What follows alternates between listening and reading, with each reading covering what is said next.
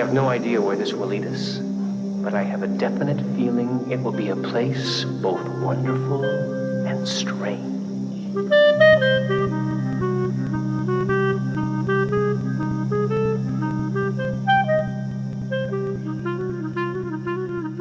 Hello, and welcome to the Wonderful and Strange Twin Peaks Logcast. I'm Kalil, and with me today is the Raccoon to my jelly donuts.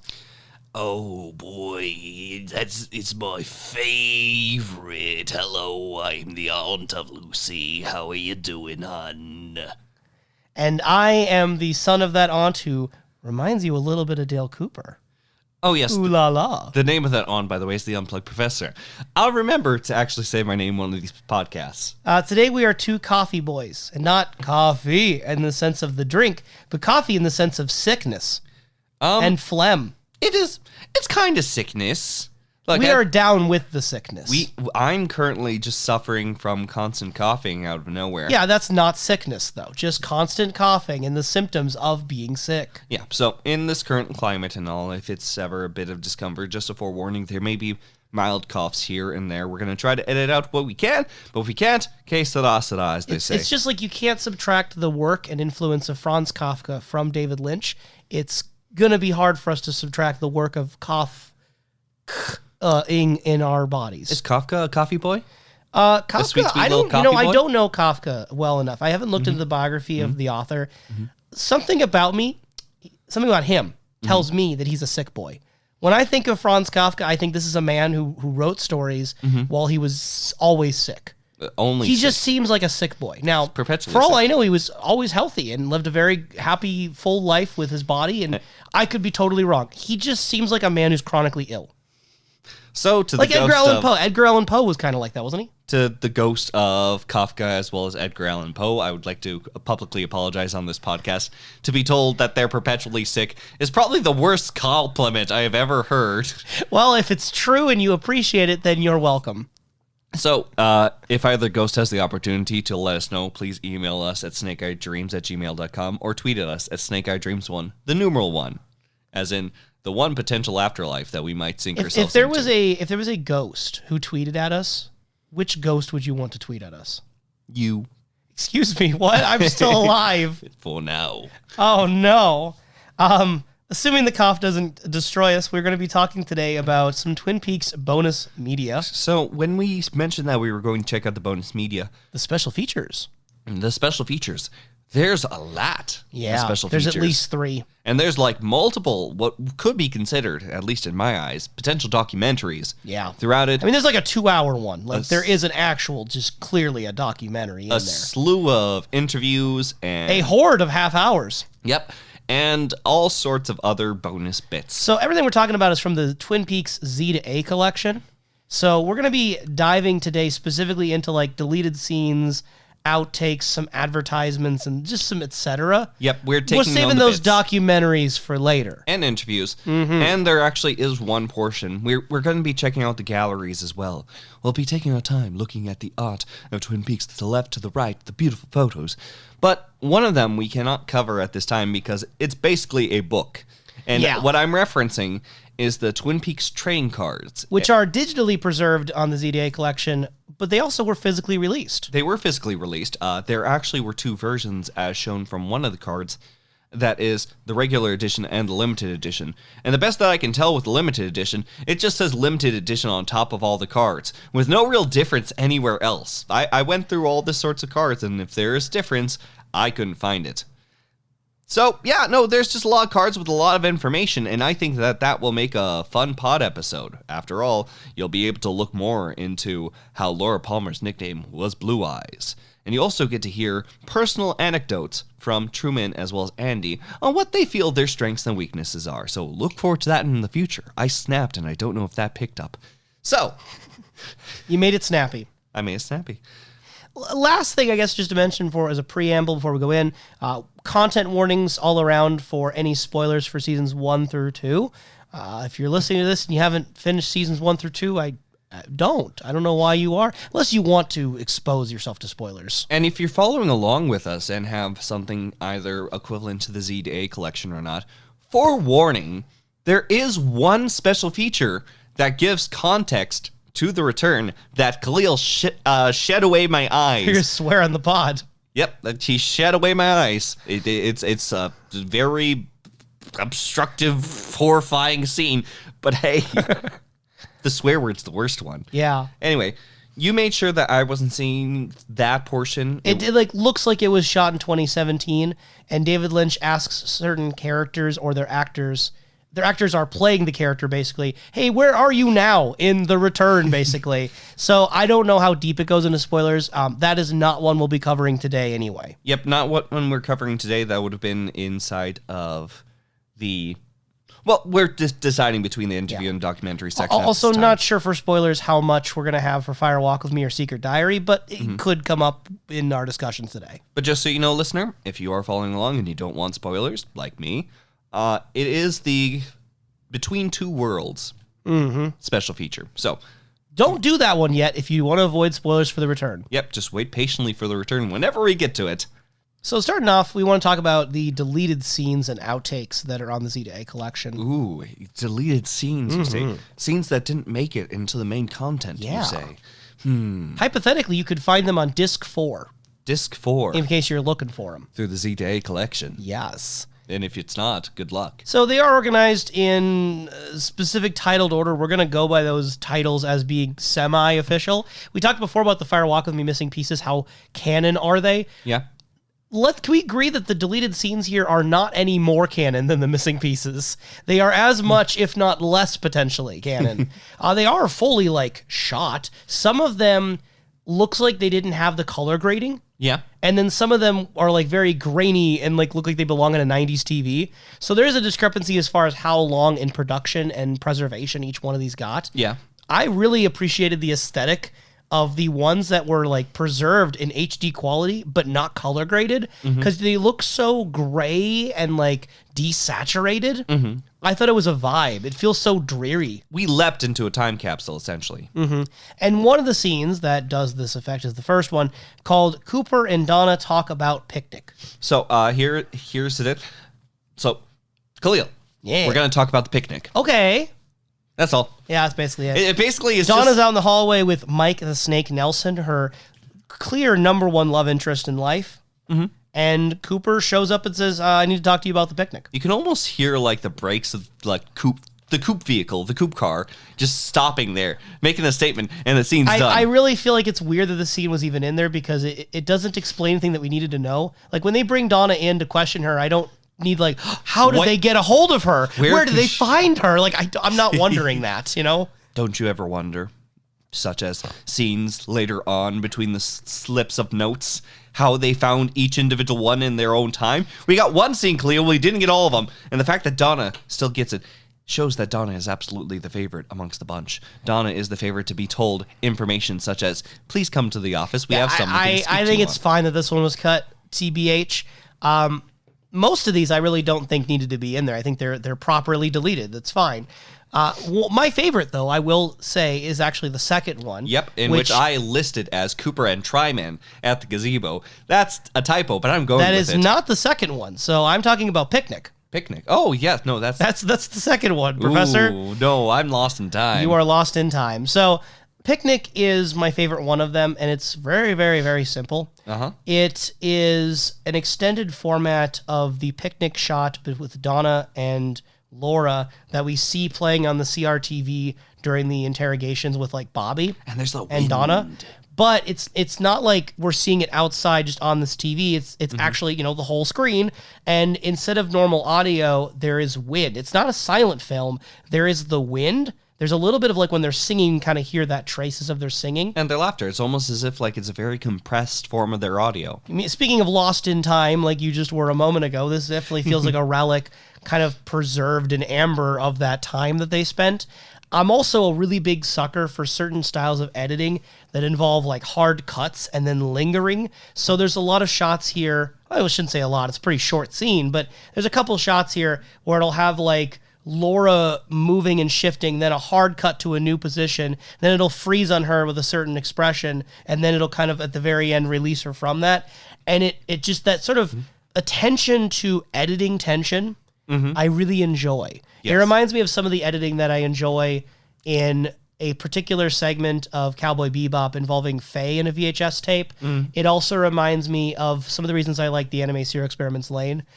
There's just this sort of 90s VHS-y memory preservation niche that this fills in for me. So I wish it was in the show, just like you could throw this thing literally anywhere for me. I mean, okay, probably consider the tone of what's before and after it. I wouldn't want like Ben Horn eating a baguette. It hard cuts to this, and then it comes back and Jerry's eating a smoked pig. Would feel a little off, but I would have liked to see this in there just selfishly. I don't think it needed to be. I just love the ambiance of the wind. Yeah, it seems like the two other examples you got was from anime, in which Twin Peaks is also listed as an anime. Twin Peaks is an anime. And that means that top 10 anime couples, Cooper and Truman. Yep, Cooper and Tryman at the gazebo. At the gazebo. Cooper is in love with the gazebo. Truman, jealous of Cooper's affection for the gazebo. This is an actual gazebo. And Truman, noticing Cooper's eyes were not on him. And look, the bear's made of Douglas firs. So Truman was like, Cooper? Oh, and the hedges. Those hedges. Cooper, old buddy. Just like this act of like Cooper, just like a child at a candy store, is just actively looking at everything around him and ooh and ah while Truman's just like trying to reel him in. It's a really fun scene. I think if it would have been in the show, it would have been fun. I don't know where exactly it would fit. I don't know if it was necessary. Every scene. But I'm glad it was preserved because it's one of those shots that it feels like it belongs in the show. It doesn't feel like unfinished. It doesn't feel like this was a scrapped idea. It's like, no, I fully believe that this is a conversation those two would have had at the time. Absolutely. No, it is just lovely little banter between the two of them that shows a deep connection. Now, as far as deep connections go, we need to make sure to let you know that the mayor, too, is very tragically sad about... I like that we got a deleted scene focusing on the mayor, oddly focusing, like the camera's just on him. It is not allowed to go anywhere else in this room focusing. This single shot was preserved. Yep, and it seems that there was a continued joke, or at the very least a reprise joke, of the mayor having no clue what technology does, in which he's or just it's an alternate cut from the pilot. Which is also what I was thinking. I still love the fact it's like, is that thing on? Looking like across the table at the microphone, just like, there you go. And just Truman's just trying to work with them. I don't have a whole lot to say about the speech. I thought it was fine. It wasn't like a funny mayor moment. It was played pretty serious, and he's addressing the town and their state of grief after Laura's death. The thing that I thought was the most interesting was that he talked about how fear is accompanying their grief. And it reminded me a lot of how later on in season 2, we'd have fear and love opening the doors of the lodge. So, love and grief are not exactly the same thing, but I think they stem from a lot of the same places. Yep. You grieve when someone you love has been lost.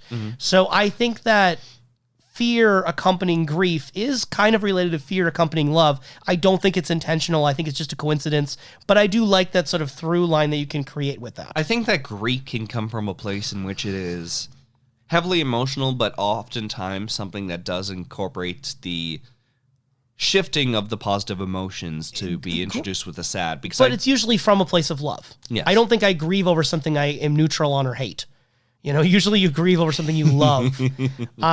Which I think, again, you could argue that if fear and love opened the door to the Black Lodge, the whole town, after the death of Laura Palmer, consumed by their fear and consumed by their love and their grief, did they not, in a sense, open a door to the misfortunes that would come into the town? Yeah. Open a door to the darkness in the woods that allows things like Bob to enter, that allows things like Cooper to enter, potentially, depending on how you want to read that character.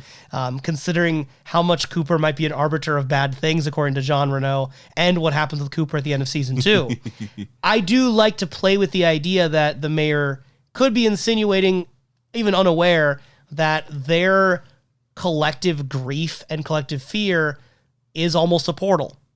Which I think is a very, I'll use your word, fascinating idea. Oh, absolutely. And sometimes we've just got to open the door in our hearts and give back. Like opening the door to our trash cans and giving back to the creatures of nature, the raccoons. The raccoons, too, need to eat. They need to devour. They need the food. So I know you don't like me singing on the pod, so I won't sing this, but I will say, listen to your heart when it's calling for you. Listen to your heart when the raccoons are at your door. So we open with these donuts on the table. It's the same scene we've seen from the pilot where Cooper's asking for a hotel recommendation. Clean place, reasonably priced, obviously. TV in case I get a chance to knock off early. That is how Dale Cooper talks. I've said it multiple times. And I think I went through like 5 Cooper accents. Yeah, all of them are correct. And Truman, recommends the Great Northern. Everything plays out normally. But then we get after Cooper leaves and lingers on that scene, and Lucy's audio comes in. And Lucy starts talking about the possibility of there being a prowler over at the Packard place. A prowler, potentially Raccoon. Man, like this seems very strange, familiar almost. Familiar. So yeah, in Fire Walk With Me, there was a missing piece, and the missing piece included cut audio that would have been, pretty much right before the pilot episode takes place. Yeah, where Lucy would talk about the situation involving an aunt and a raccoon. I believe it was an aunt, and this is an abridged format of that. It feels like. Which is weird because that means David Lynch had an idea about Lucy talking about some relative with raccoons since the pilot, couldn't make it in the pilot, didn't happen in the series, so he wanted to use it in Fire Walk With Me, and then it got cut a second time, but he still lingered. That means there's hope for the return for you, Professor. Which honestly, this could be that case. It could be. I'm not invalidating that. Or this is just a weekly occurrence in which Lucy keeps getting calls like this. Truman makes the same response as always. Yeah. And then Lucy makes the same response. And it's a wacky, sort of situation that they keep falling into. I think most interactions involving Lucy and Truman are in the wacky situation category. It's as everyone says, the catchphrase for Lucy and Truman are just them talking about raccoons for a bit because there's a prowler over at Josie's. If you can say it verbatim, you're a true fan. I don't think either of the raccoon stories needed to be kept either in Fire Walk With Me or the series. I do think that it's funny, but I actually like the original cut better where it just it let Cooper kind of mumble to himself out in the hallway to Diane, and then it just cut from there. I think ending on the note of Cooper talking to Diane is stronger. So I especially for the first episode where you're meeting everyone, I think having Cooper stand out as the oddity was right. The next one we have is the 16 millimeter period piece, which is basically a code word for the video that Benjamin Horne is watching in, I believe, a season 2 episode where it's the groundsbreaking ceremony over at the Great Northern, way back old footage when Ben and Jerry were still little children. Yeah. Both you and I really like the music. It's like a music box version of one of the soundtracks. It's got this sort of melancholy but also hopeful nostalgia feeling to it. It feels really. You're looking at it. You have a face right now, Professor. I have a face because I'm thinking to myself, is it? I'm thinking about it's music like box. Music box style. It's got a harp and acoustic in there. That's music box style. I'm impressed you can fit that in a music box. Is If there you a tiny made little a- banjo and just little tiny strings in there? If you made a band and your band consisted of a banjo and a harp, I would call you a music box band. Just stuff them in a box. Yeah. Make music. That'd be really cool. Actually think about it though. If someone's stage gimmick was that they perform inside of a giant music box, it opens up and there's a smoke screen or something, but they open up and then they're inside this heart-shaped music box and they play inside and they use soft instrumentals like harps and xylophones and stuff, and they just are a beautiful, peaceful music box that you watch. It depends on the material of it because then you have to kind of decide on whether or not it's They do speakers popping exclusively out. covers of Bon Jovi. Just It's a Bon Jovi music box. that wasn't my concern. It was the sound, but coming out from the box. But okay, Bon Jovi is now an addition that cannot be taken away. Much as I might wish to take away music of Bon Jovi sometimes, it lingers with us in unforeseen ways, like the memory of Ben and Jerry as children with the groundbreaking ceremony. I like the scene. It does a lot of things similar to the Laura picnic scene, kind of out of context, a memory preserved. I don't think this one needed to be in there because we get most of this already in the episode where the thing is featured. We do see it prominently, but I do like it being on the DVD menu. Yeah, it seems these two scenes are cut only in quotation marks because their presentation is still there. I just think we see more of this one full screen with our full attention than we do the Laura picnic one, which a lot of times when we see it, it's from an outside perspective with Donna or Bobby looking at the CRTV. I enjoy the multiple choice of this situation. C. So Bobby, get it? Because C meaning yes, but then also C meaning multiple choice option C. Yeah, but Bobby's not coaching Shelly on Spanish, you see. No, Bobby is coaching Shelly, one, on his mistakes. Apologizing. Coaching on his mistakes. Yes. look, Shelly, I did a wrong thing, and you've got to fix it. No, Okay. he apologizes. He apologizes. In the best way Bobby probably could at the time. Mm-hmm. Then afterward, he goes into trying to help Shelly with the speech that apparently he wrote for the Miss Twin Peaks competition. We're zooming into the far future of the deleted scenes right now. Yep. There's some record rates from Detroit automaker sports cars. That's how Bobby talks. That's how I've always said it. That's how Bobby talks. That's Shelly. Because that's Shelly's how Shelly talks. words. I've always said it. That's how Shelly talks. And kind of a funny moment where Shelly's like, I don't hear anything in here about the environment, and that's what this is supposed to be about. Not just the environment, ecology or forest. Ecology or forest. And Bobby's like, I don't know where I could squeeze it in. It's so tight as it is. The speech should be that, Bobby. Yeah, but maybe Bobby, maybe. Baby, bite me, baby. Bite the baby? Don't bite the baby.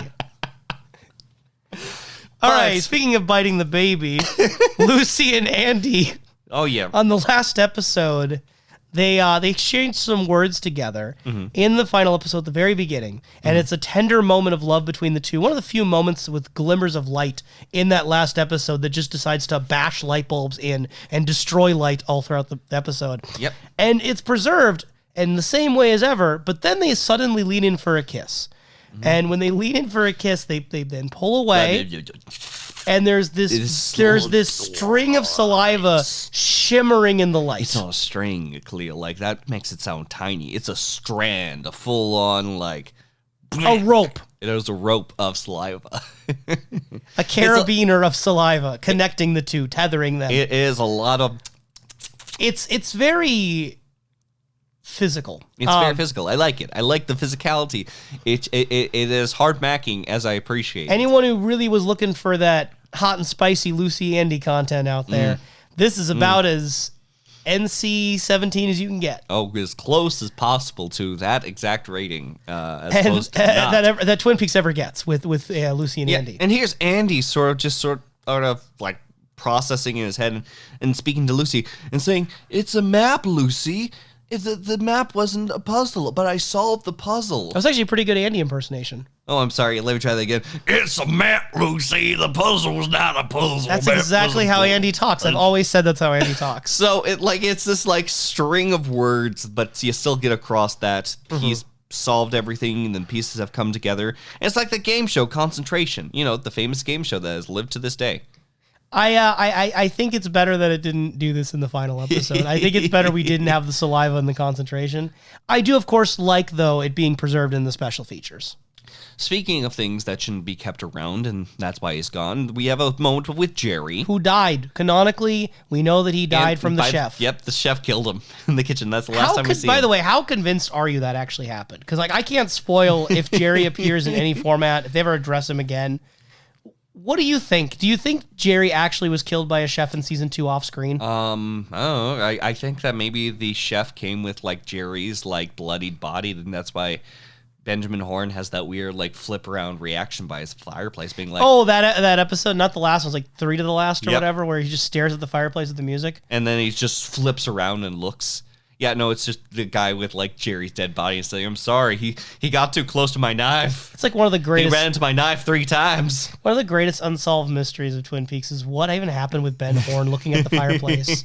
And unless it gets addressed somewhere later, it can't say. It's just like, what is happening here? So Jerry has a scene here. This is the first one where it's like color graded, but it also was like preserved with like 90s film technology, so I don't know exactly the difference. I feel like they must not have had like the raw film in this situation. They had like recordings of recordings is all I can factor in what happened here. But this one is a lot grainier, and we're also jumping back to the past. This is looking at footage from earlier in season 2, presumably. Not the last episode, wouldn't fit in. Yeah. Because we have Jerry with Heba, and Heba hasn't appeared in a long time in season 2. Very long time. And Jerry is consoling Heba about this other woman. He's like, "No, I only have eyes for you. Don't worry about this. She knew the name of your boat.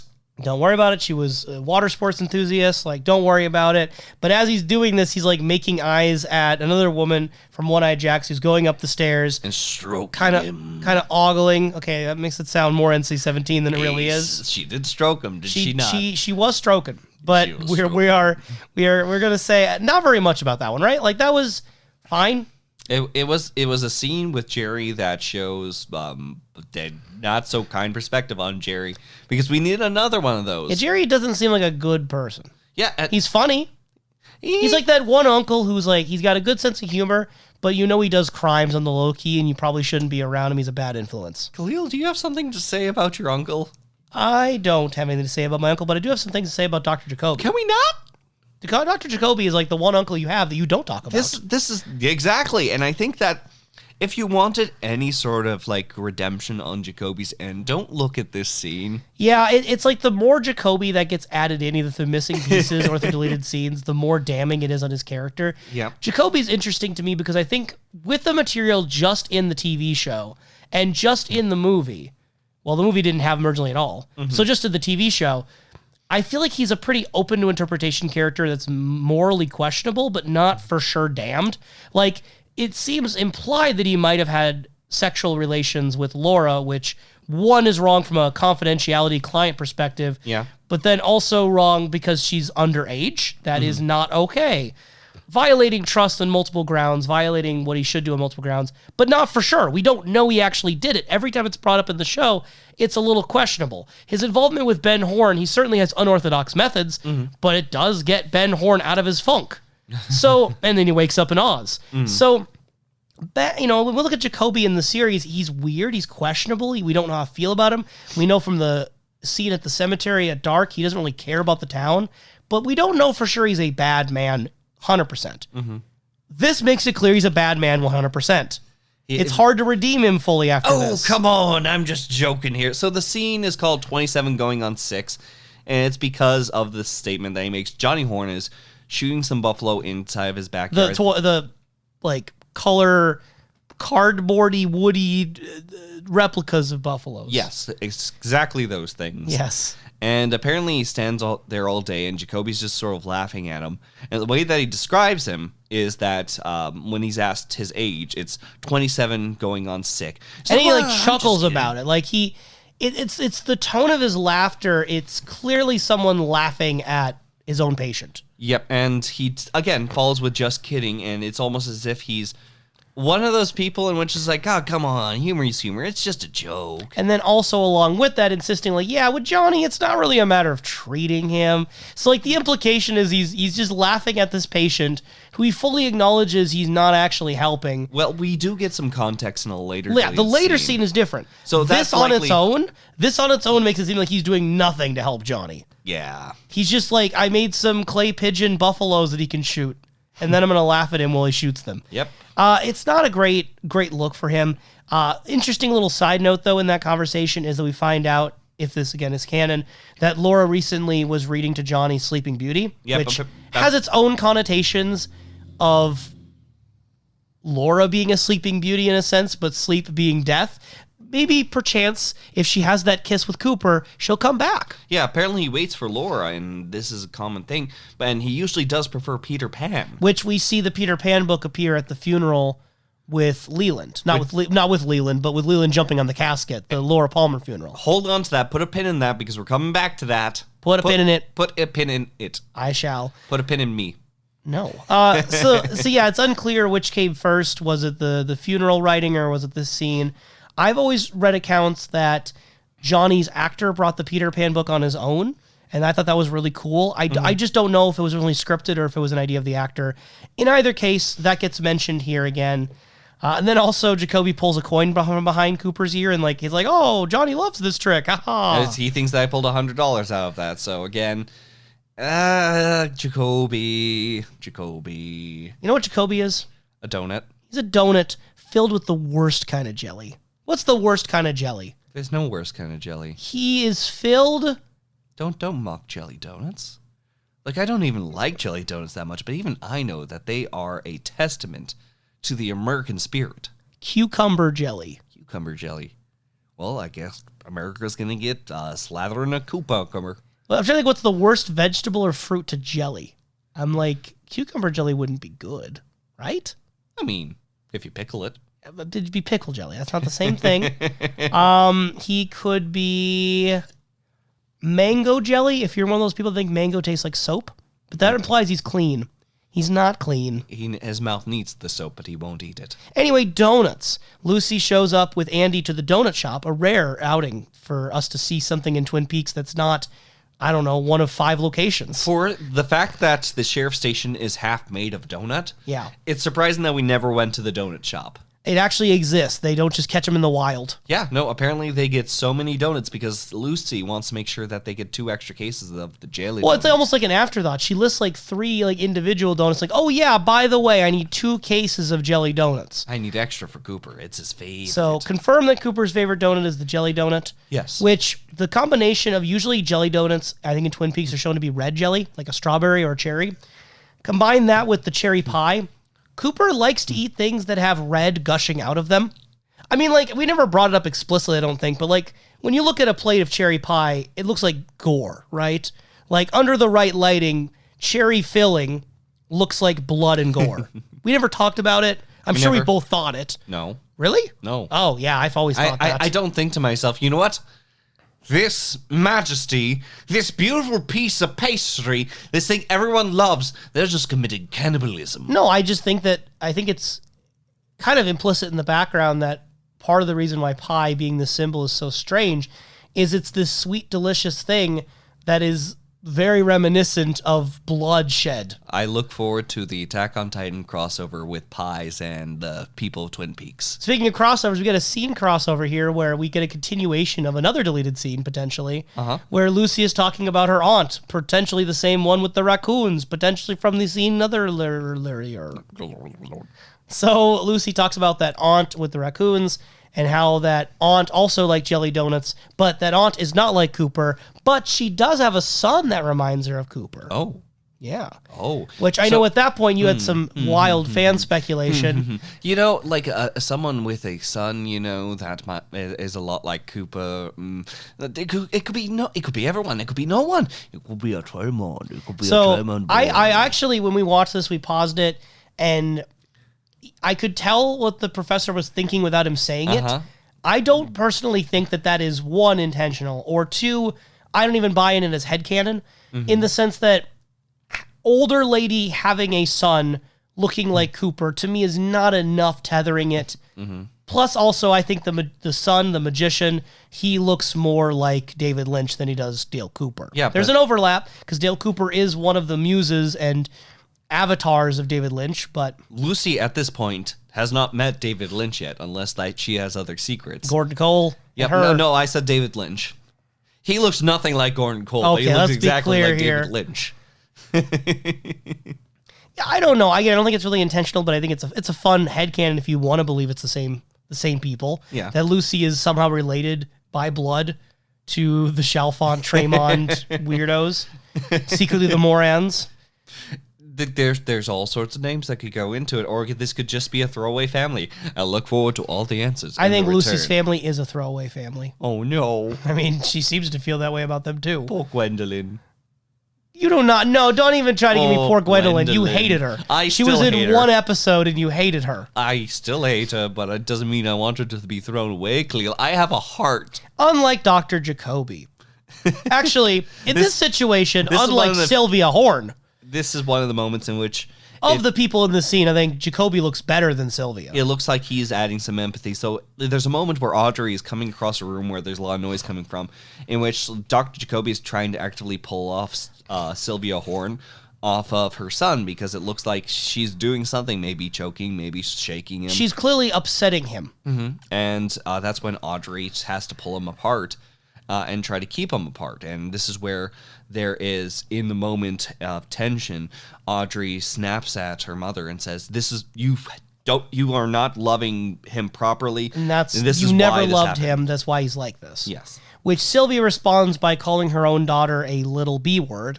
A little bitch. A little B word. A little bitch. And says like, oh no, actually, Audrey, the reason Johnny is like this is because you pushed him down the stairs when you were both little. And that caused him to be like this. At which point Audrey emotionally storms out, and Jacoby is like, no, you have to talk to your daughter. You cannot tell her that. That is not true. And that is where she's denying it, but Jacoby just flat out says, your son, this is not a physical condition.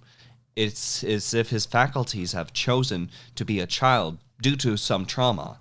And hopefully one day we can get Johnny back. Again, like here's the pen. I'm pulling out the pen out of my body, and I'm going to show you Peter Pan, because choosing to be a child is something that is wants to be a lost boy. Big theme.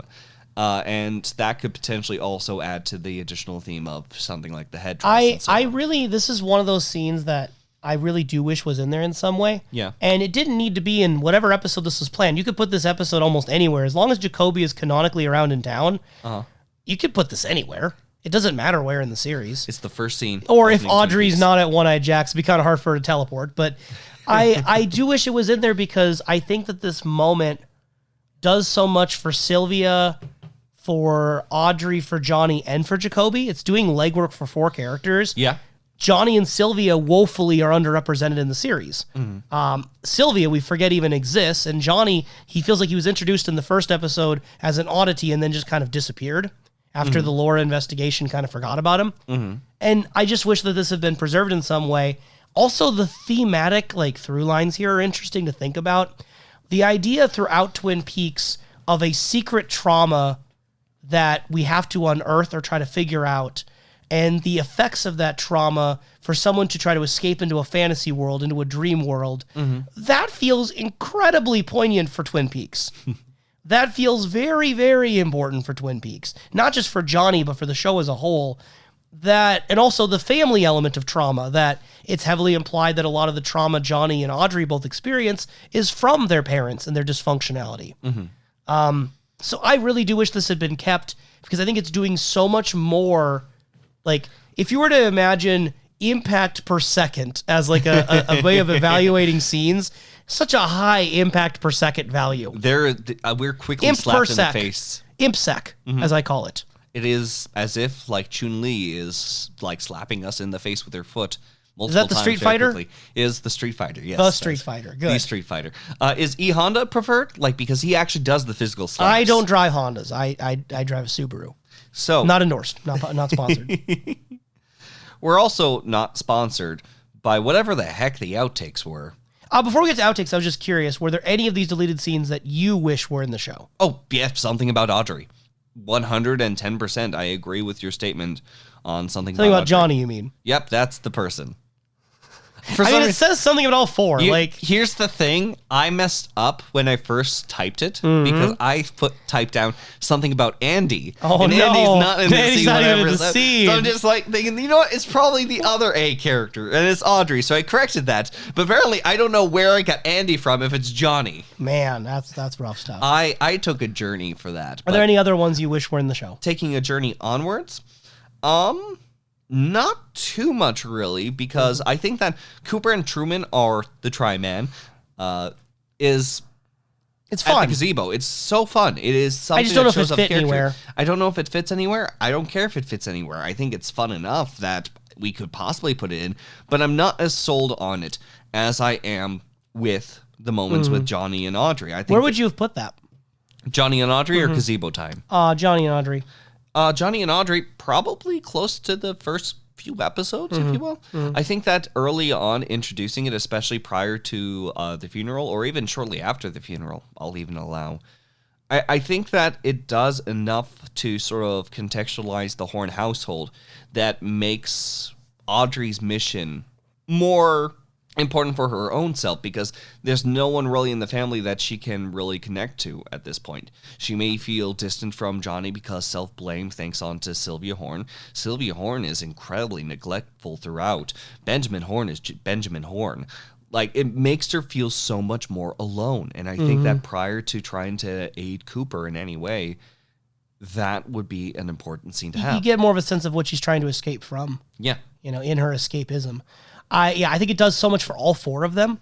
I think even if you leave out the 27 going on 6, viewers who are paying a lot of attention may notice the Peter Pan book at the funeral with Johnny. Yeah. So I think you could still make the Peter Pan connection to the idea of him choosing to be a child without the 27 going on 6 being so explicit about Peter Pan. I never really connected him as a child, per se. I just believed in limited mental faculties in his age.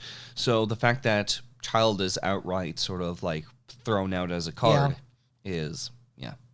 Something that I didn't fully expect until I saw this. Which I do think there is an important distinction between an adult who has a intellectual disability or learning disability of some kind that limits their potential faculties is different than someone who is choosing to regress into being a child.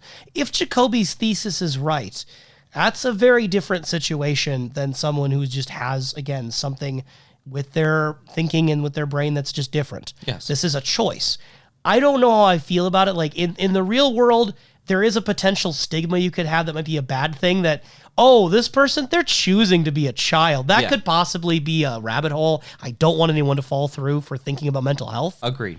But in a fictional context where demons called Bob possess people at Pearl Lakes when they're children with matches being flicked at them, and that leads to generational trauma, I think that the Johnny plotline being a choice works thematically for the show of Twin Peaks. Anywho, outtakes on a much lighter note. On a very lighter It's note. just Cooper and Truman outtakes, by the way. All of them. Like, every single one, there's no other actor. Everyone did it perfectly. There's like 3 for of the them. There's series. not even that many. Which, by the way, it's almost as if they feel like deleted scenes in many contexts. Not all of them, but one point, like, Cooper is just bewildered looking at the stars, like he has not seen this beautiful scape as much before. Like, he's pointing out constellations left and right. It's lovely. He goes on to then the whittling portion, where he's whittling away at his own item in order to make a fun little whistle. And he explains, like, this is why I whittle. It's the scene that happens there. In a couple months, he'll have the clarinet he always wanted. Now, what's important is that this is where Truman does reveal that Jack Morrissey owns both the Bookhouse as well as the Roadhouse. And that they go way back. I think that's important because Truman also reveals that he is part of the Bookhouse to him. And we know the stuff that goes on in the Roadhouse is not always the best contextually. I think that there can be... The Bookhouse or the Roadhouse, just to clarify? There's the Roadhouse, which could extend into the Bookhouse, right, especially with the avenues that, say, for example, Hank could have fallen into. Yeah. So I think that that's a very bit of, like, great information to sort of hold on to. Honk. Honk. Yep. I think that explores a little bit more on honk unintentionally. Yeah. And it's so sad. That's why it seems like a throwaway line, but I really like that. I really do. Then someone comes in on the radio to say, what a beautiful, beautiful thing. That's David Lynch. Yep, that is David Lynch. Yes. Okay. I couldn't tell because radio voice. It definitely sounded like it, and then they both crack up, so that's the outtake part of it. Yeah. Aside from the cracking up at the end, it just feels like a deleted scene. It feels like a deleted scene, and I really like it. My favorite part, I think, of that exchange is when Truman is asked by Cooper, Cooper asks, is it a gang? And Truman's like, it's not a gang, it's more we go way back. Like, he doesn't even, like, really answer it. He's just like, we go back. Yeah. Which feels like a preview of the conversation that they later have at the diner where Ed's there at the same time. I think Hawk's there too. And they talk about the darkness in the woods and all that stuff. It's a good, like, teaser for that conversation. But it also shows Truman kind of dodging a question in a suspicious way. And he does after it twice. After that, when he says, why don't you whittle on that for a while? It's playful, but it also sounds a little bit threatening, like in the way he says it. Like, why don't you just whittle on that for a while? Because that's when Cooper unlocks the information that you're part of the Bookhouse. Right. Yeah, so he doesn't answer, though. The other outtake, I don't understand. They're in smoke. There's no sound. There's no audio. There's smoke. And there's just smoke rising. And I'm like, is this during, like... Were they on set for the Miss Twin Peaks thing and checking out the special effects and the smoke for, like, Wyndham Earle's moment? Like, I don't know what the situation is. It feels like a moment in which they get a picture on the production as if, like, for an advertisement, because they're just standing side by side amongst smoke. And during this point, when they're just amongst smoke and standing, just out of the blue, Cooper sort of, like, grabs at Truman, leans in, and if there's any sort of fan-like content that you almost want, they almost kiss and then if you ever laugh. want some PG-13 content... It's the closest thing to NC-17 we got here. Closest thing to NC-17. It is a good moment for any Cooper and Truman shippers. So if you find yourself in that camp, check out that last outtake. By the way, this is on disc 4 as well. All the outtakes and deleted scenes are on disc 4 if anyone wants to check them out. But I know nobody really cares about deleted scenes. Nobody cares about scenes scripted and acted by the characters of Twin Peaks that were cut and almost part of the canon. I do. What we're really here for are the advertisements. I'm also here for that. I'm here for all the things. I will Disc accept them 2. all. Disc 2 contains the Twin Peaks sneak peeks, which are previews going into the next episodes. We might have mentioned them in the past because we did check them out. They only happen in season 1. There's not that many of them. For some reason, throughout the special features, we can find things with Lucy where she's involved for a few episodes in a thing that doesn't stick around. For whatever reason, they just kept throwing... Lucy's a fun character. She's got a very distinct voice. So when you just imagine a character talking to you, you could do a lot with her voice, her mannerisms, her way of wording things. But she does a few sneak peeks. She does a few of these call-in hotlines. She does a few of these little things here and there, none of which are the whole series, and I'm glad they're all preserved. Lucy is just the voice of Twin Peaks, it seems. And there's sort of a light tone throughout all these previews, very much emphasizing the mystery aspect of Twin Peaks in a playful way. In a playful way. They're generally pretty light for all the seriousness happening in season 1. It's got wacky sound effects. Wacky. And she makes all sorts of puns throughout it and all sorts of jokes and banter. There's a whole one with like birds where she talks about the myna, like, don't worry, he's not a myna or something. And then the love birds, the ruffle the feathers, like all these bird puns. Which shows a mastery. In a penguin suit? See, that shows a mastery of language that Lucy, you don't want to underestimate her as a wordsmith. You don't want to underestimate her. We know that supposedly Donna's little sister's a poet. There's one real poet in Twin Peaks. There's even this point in which, like, she's That's advertising. Lucy. It's Lucy. As the mighty words of Lucy once said, Twin Peaks, it's where the elite meet, as Jerry is dancing around with a large hunk of meat in his arms. Yes. One also I just want to throw out as a mention to throw a bone to the Unplugged Professor is that Lucy mentions that Maddie is a dead ringer for Laura. Laura's still dead, though. This was at a time when our professor here wasn't even sure that Laura was, in fact, dead. Well, yeah, because, again, like, it is a hard time to sort of explain that away. There's all sorts of information that shows I'm the right one. I'm the right one. But, yeah, no, it is... There's just a lot of just, like, quickness to it that if you ever saw an advertisement for Twin Peaks, I know for a fact that I would be sold through any of these. Showing off, yes, I should tune into Twin Peaks at some time in the future. And Lucy does have like other things we mentioned that she does for the show that didn't stay around. One of them we have on here is that she would do these bumpers. There's not enough to imply that I think it was the whole series. I don't know how many episodes had these. There's a lot of them. Are you kidding me? There's only like maybe 15. Okay, that is a lot. Okay, yeah. That's a lot. So the first thing half is the series, Kalil. The first thing is they exist. They exist. They are something that is between like a commercial break, if you will, so that when you do stop, like when someone gets stabbed or shot or anything like that, or there's a big dramatic moment, you'll see Lucy. I'm gonna go get the sheriff. Twin Peaks will be right back. That's a good impersonation. That is exactly how Lucy sounds, and I've always told people that is how Lucy sounds.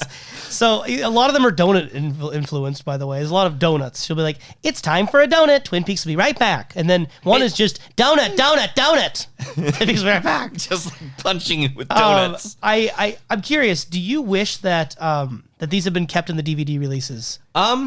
Obviously, the ideal world would be play all with Log Lady intros, play all with Lucy bumpers, play all without them or something. You know what I mean? Yeah. Like, have an option to put them in there or not. But by default, do you wish they were there? Not by default. I think that having it as optional content is what my preference would be. It feels like a relic of syndicated television, like broadcast television, that you don't want, when you're buying a DVD, you don't want advertisements usually in there. You don't? I feel like you usually don't want these. Although, going back to anime, because Twin Peaks is an anime, whenever I think of these bumps, I think of anime, because a lot of anime have like really good bumps that are on the DVDs still. I think that with this, I would still, like, with the bumpers, I would like them for my personal viewing experience because I know that's a quick pausing point. But to have like a singular sort of like Twin Peaks, like be in the moment experience, I get why like this is the standard that they set up. I think that it's easier to sort of chop up certain anime just because I think that anime is just generally structured to have those moments. I think actually this is where I'm going to come down critical of Twin Peaks. Go for it. I think it's more that the bumpers here clash with a lot of the moods of Twin Peaks. Yeah. Because Twin Peaks is such a mix of emotions, if you have a Lucy bumper following kind of a wild, funny antic or something with like Andy, it feels totally fine. But if like we just got to a part where they found a bunch of blood in a crime scene and like it's really dark and disturbing about content, and then all of a sudden it cuts to Lucy talking about donuts, that's jarring in a not great way. It doesn't feel like it's jarring in an artistic way. It just feels like it's, ooh, that was kind of unfortunate timing. Whereas something like, you know, one of the bumpers I think of for like anime would be Death Note as a famous example. They show the rules of the Death Note when they do theirs. Yep. And that not only is pretty thematically, like it's neutral tone. You could have any scene before it and then cut to those. But also it gives you like information. Like it's kind of a nice supplementary loading screen. I feel like a good bumper is going to work for the moods of the show and be smooth. I don't think these are smooth. They jump in there and they interrupt whatever you're doing. I think that splicing in the Death Note bumpers might be able to be more effective that'd be great. times. That'd be great. Hank is like sucking on a domino and then it cuts to the rules of the Death Note. The first rule of the Death Note, if you write your name inside of this, you will die. But yeah, I also enjoy the fact that... And then it goes back to Tim Finkel. Back to Tim Finkel. No one has ever said those words before, and I'm glad you're the first. So... I also enjoy the fact that there's just like a fun sort of beat that comes to these bumpers that would sort of clash. But even like some of these bumpers themselves clash because like there's like the one towards the end. Lucy says, the entire population of Twin Peaks wants you to stay tuned. Now, she says it in a normal, neutral, happy tone. No, there's no normal neutral. There's happiness. There's happy with Lucy. But it's still a weird implication. The entire town of 5,000 to 50,000 or whatever the number is. And it's followed up with, the next bumper is, Andy and I want you to stay tuned. It's almost as if the entire population of Twin Peaks sat down with Lucy and just said, look, you can't speak on our behalf. You got to check in with us first. And so the person that she had closest was Andy at the time. So it makes sense canonically. Also, there's an implication, Kalil, that we're sleeping while we're watching Twin Peaks. Yes. Stop sawing logs. Stop sawing logs, which is it's a very funny reference.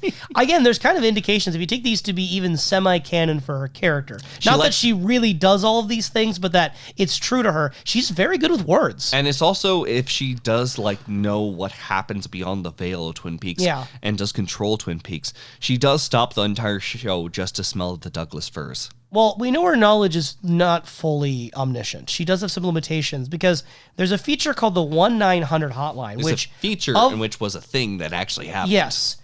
Of the Lucy-involved, temporarily short-lived, weird episode featurette things that existed at the time of broadcast, this is my favorite.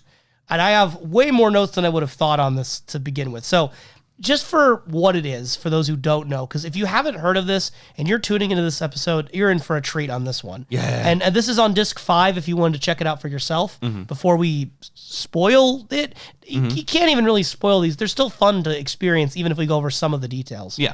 So the basic skinny of this is that you could call what was called a sheriff's hotline with this 1-900 number. It's on the Twin Peaks wiki if you want the actual number. I'm not going to say it in the air in case like that's being used by someone for something. Yeah. But it is actually on the Twin Peaks wiki if you want to look it up. And the rate of pay is you charge $2 for the first minute, and then you pay $1 extra for each additional minute for a max of 3. So up to $4. Up to $4, which, by the way... I can do math. I did math even more, Sam Stanley math. The inflation between then and now would be about $8.36. So... there are about 8 of these. So if we go to the maximum amount, if we were to say, like, it's not fully the minute amount, so it'll be a little bit under $65 to listen to the full complete collection if you're listening in week by week to these new messages. Which, for people like us, we'd pay $65 for this content. I would! But at the same time, it is a bit of a scheme because not all of these are really even that good at communicating the thing they're advertised to do. Now, they're entertaining, they're fun, but I can't say they're a good replacement for watching an episode. Yep, I would say that it is something that is good for like people trying to catch up, if you will, if they're just like unable to. You don't have anyone at the water cooler to talk about the show with. You miss an episode, you could call this hotline and find out generally what happened in an episode that you missed. Or like if you had someone unreliable, it's like, and then this happened, and then this happened. So it's something that they succinctly curate, it seems. Not to mention, it does say hottest clues and updates. There's definitely updates here. Yes. there wasn't really any clues. Not that many. It just said, hey, keep an eye on this guy. It's like, I was already doing that, man. Also, side note, callers under 18 did have to have their parents' permission before calling. I have the list too, which I think is hilarious. I mean, I imagine that people in high school were watching things like Twin Peaks. Well, I'm just imagining like Lil Nicky just calling up the hotline. He was a fan of the show. He was. The actor, not the character. And that, maybe he was too. I don't know. And now that those parents have to pay $65. This recap series is for episodes 9 through 15, according to the Twin Peaks wiki. I didn't do any research to find out how 9 through 15 are being categorized, because is the pilot episode 1, is it 9 through 15 of season 2? I don't know. The point is it's 9 through 15. You interpret that however you want. It ends the recaps with the parts where we find out who the killer of Laura Palmer is. Let's just say it that way. So I think it's season 2, episode 15, if you want to be technical. I don't know. Yes. Who knows? These kinds of things are interesting partly because they're super irrelevant now. Like, the internet existed at the time of Twin Peaks, but in 1991, 1992, it wasn't like people were generally, and this is where call me out if you were, a Twin Peaks fan at the time. I'll just call you out anyway. The internet culture wasn't what it is now. And it's like, this would not have any reason to exist in our current time of like the 2020s as a decade. Yep. Because if you miss an episode, 5 minutes after that episode airs, everyone's already spoiled it on Twitter anyway. Like, there's no escaping all the articles that are just clickbait to get people to click into an article to read a summary of something. Yeah. Every show that's airing, there'll be an article. Here's the scoop on what happened in episode 6 of your favorite show, The Bachelorette. Like, they're all going to be there. Yeah. So this existing at all is so funny, because it's like Twin Peaks and CBS and ABC, whoever at the time was doing this, trying to meet a need in the market that currently is being met basically for free on the internet. But back then, they could make some money, but they could also make some content. This is way more entertaining than reading some slapped together article about what happened in an episode. Not to mention, it's still the early Wild West of the internet, so even just navigation could be a hard time. They didn't master the ways of advertisements being slapped in your face. So it was certainly a product of its time. And also going with the idea of it being a product and the money charged, I was reading on the Twin Peaks wiki that supposedly parts of the proceeds from this service were donated to environmental causes. But the wiki even says supposedly. I don't think there's a citation for it. And it just says generally environmental causes. It doesn't say where. Yeah. I'd like to think that, yes, they went to like preserving the forests in Washington or something. Mm. Or protecting a rare species of, pine weasel or something. But it could be a Ben Horn scheme. Who knows? Just like the dubious mentality of Ben Horn at the end of season 2, who knows where the money actually is going? Who knows how many people actually called? But regardless, there is a series of messages that you could tune into weekly to get some information. But most of all, you kind of just get content with Lucy and Andy. A little bit with Doc Hayward. He's in there for 1 or 2 of them. Yeah, one of them, if I'm not mistaken. I don't think they was in 2 of them. But regardless, you call in on this line, and in the advertisement, it shows, how did you get this number? This is a private line. But inside of the number, Lucy's more than happy to sort of like spill the beans on the gossip in Twin Peaks. It's very strange. Also on the wiki, there was this word, I want to say it word for word because that was a funny quote. Quote, there is no explanation on how Lucy's phone in Tacoma is able to answer a call placed on the station, or how the narrator voice, which we'll get to in a moment, also cuts in, violating the basic expectations of a telephone call. It may have been Whitetail in Blue Pine Mountains and their strange electromagnetic influence on everything that happens in town. And then they gave a citation for that for a Mark Frost interview in Wrapped in Plastic Edition 9. I don't know what happened in that issue. Rabbit hole. But it is very funny that there's a moment where not only is Lucy wondering, how did you get this line for the sheriff's station, she's doing the call from another place entirely, and then Andy comes in the call. So there's weird things going on with how is anyone accessing this phone line? Electricity. Which has, again, there's almost a weird explanation for it if you really want to take it seriously. Yeah, the line being directly tied to Lucy on message 4, but then It's Deputy Brennan, Andy, taking up on message 5 because that's where the line should be going, and it just not being really explained whatsoever is very fun. Yes. It's almost as if like I can't be angry at it because this is already a I hilarious wouldn't even situation. want to be angry at it. So we did I'm already paying money to not be angry at it.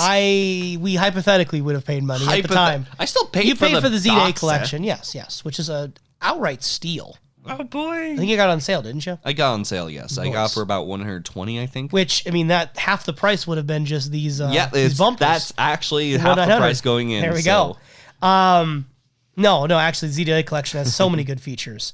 Message 1 has some extra information here that Lucy used to help the Meals on Wheels on her day off, which I don't know how that fits in the timeline, because we know that from the diary, Meals on Wheels was largely an idea from Laura. Mm-hmm. So how long had Meals on Wheels been going?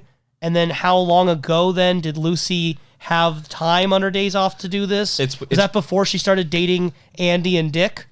How does this fit? Is that what she now does in her free time on her spare days off as she goes shopping with Dick Tremaine at Men's Warehouse? I like to Not think, Men's Warehouse, Men's Department Store, Horn Department, etc.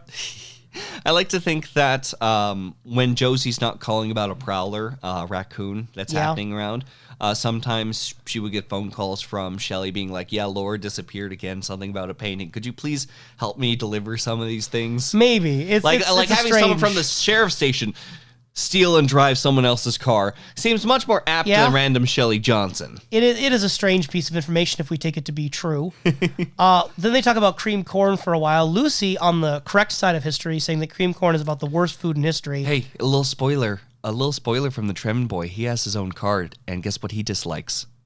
Cream corn? Yeah. Of course, he takes it away. It just seems everyone hates cream corn. Except for Andy. Andy says, I like cream corn. Andy's the greatest evil. So Andy, that's super suspicious. Yeah, and Deputy Brennan is listening in. Or as the kids say, it is sus. It is pretty sus. It is Among Us being sus. Not poggers? 420 no scope. Anyway, the fire department recently had its annual hose raise, which I thought was a very funny way of wording things. I'm assuming it's like a fundraiser. But usually when closest thing to hoses, NC-17. the closest thing. And then there's static that happens, and this happens in every episode from here on out. There is a additional character that, for whatever context that isn't known by the sheriff's station for the episode, an unknown man speaks up through the electricity. Are we in agreement this is the best thing about these? Yes, there's an additional absolutely. character that has knowledge of things around him with the Red Room music playing in the background. I'm sorry, but now like there's a mysterious caller. I've got a few names here. I've already adopted this person in my heart. So Okay. I want to know whether or not we want to call him Randy, because his information is quite dandy and it almost Randy tastes like is a candy. character at the Great Northern. I think There's two Toads. There's two Toads. So I don't think it's Toad. Right. I've got Randy because his information is dandy. And then I Red with 2 Ds because he's from the Red Room. Okay, I just want to call him Wyndham Earl. It's not Wyndham Earl, though. It seems like it could very well be. That's my headcanon. That's your headcanon, but my headcanon is in the red. So I like both of your names. I'll let you choose which of your two you want to pick. For my heart of hearts, he is Wyndham Earl. In my heart of hearts, I'm going to share my heart Kali Ma style with the listener and take a chew in, take a little taste. Ooh. And, Kali Ma, like that little instance in Indiana Jones that may be pretty problematic. Oh, I haven't seen Indiana Jones yet. I spoiled when I was a little something for kid. you. When I was a little kid. Take that. Anyway, listener, problematic issues aside, I'm going to probably refer to this person as Red from this point on, but if you do prefer Randy or you have any other suggestions, please don't be afraid to let us know at the comment section below. If you're in our video format, go to Twitter at SnakeEyeDreams1 and yell at us, or email us at snakeeyedreams@gmail.com. So I checked the wiki, and the mysterious character is uncredited. Yep. There is no indication, as far as I can tell, with any Twin Peaks resource, that this person is ever credited as an actor or ever given a character name. What I will say then is that, again, we just gave our information for contact. Listener, if you actually do have any information of like, hey, Mark Frost said in an interview for Wrapped in Plastic who this is, or something along those lines, I'd be curious. That doesn't mean it's canon, but I'd be curious if any of the creators or anyone involved in the show ever even said who the actor is. He sounds very much like someone who would read off or be noted as a detective character from like a detective novel. Like Wyndham Earle. No, he does not sound like that. Yes, he does. He sounds like a... he sounds more deranged. I Like think, Wyndham Earle. No. Deranged. Wyndham's Earl is the deranged one. This Wyndham's person, Earl, gotcha. sounds more calm, if you will. It doesn't seem like he's calculated, but more so he's just sort of flipping through papers and giving off information. The information he knows, the information he knows is the most suspicious thing, even arguably more suspicious than how he cuts into the calls, is that he knows what's going on in One-Eye Jacks. He knows what's going on like with Major Briggs and Agent Cooper privately having conversations in Cooper's like room. If he is a real person, he's got everything bugged everywhere. Otherwise, you're dealing with the idea that he understands anything by electricity. If there's a light on in the room, if there's a lamp, he can hear the conversation through electricity. It's almost as if it might be like the Red Room music, maybe from the Red Room. It's very, very mysterious if we take it to be a corporeal human person. It's super, super like espionage levels of wiretapping. It's an owl with a fedora. Or it's an owl with a fedora, milady, and he is just the master of masters here. I like the last one. So he also has a bit of an attitude about things. So when he talks about Major Briggs with Cooper and the space message, he just has this little aside of, I think he took it quite well. Like having a sort of like attitude and personality about everything that happens, a little bit of commentary. He was like, Donna needs to be more careful around this man named Harold. I mean, anything could happen. Like he just has this sort of playful demeanor. Well, and just to back myself up, I won't bring it up too much again. The reason I say Wyndham Earle's a headcanon is because if I imagine a more calm Wyndham Earle, who's known to place plants on things, and like literally like plants in the case of the sheriff's department, but he's known to listen in on conversations. He's also known to have connections to the Black Lodge. We don't even know to what extent.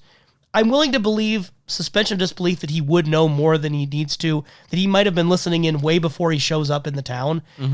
But it's his personality. It's the way in which he's like, oh, dear old Dale, what are you doing with yourself? Like, it feels like Wyndham Earle's like coy, investigative, but playful chaos. But it's more of a simmer. It's more of a controlled. He's not a neutral party. He does have commentary on things. Yes. But we don't know his motivations. We don't know his agendas. So I like to believe Wyndham Earle because nothing in my mind contradicts Wyndham Earle. I think it fits enough. But is it him? There's no proof. I really do feel that this is a fun new character. It may very well, especially with how weird time works, especially in the Red Room. But I'm just thoroughly on board with whatever this guy is selling. I think in the timeline, if I remember correctly, if I were to argue it's actually Wyndham Earle, these episodes would have been episodes where Wyndham Earle was already in the script, but hadn't appeared yet.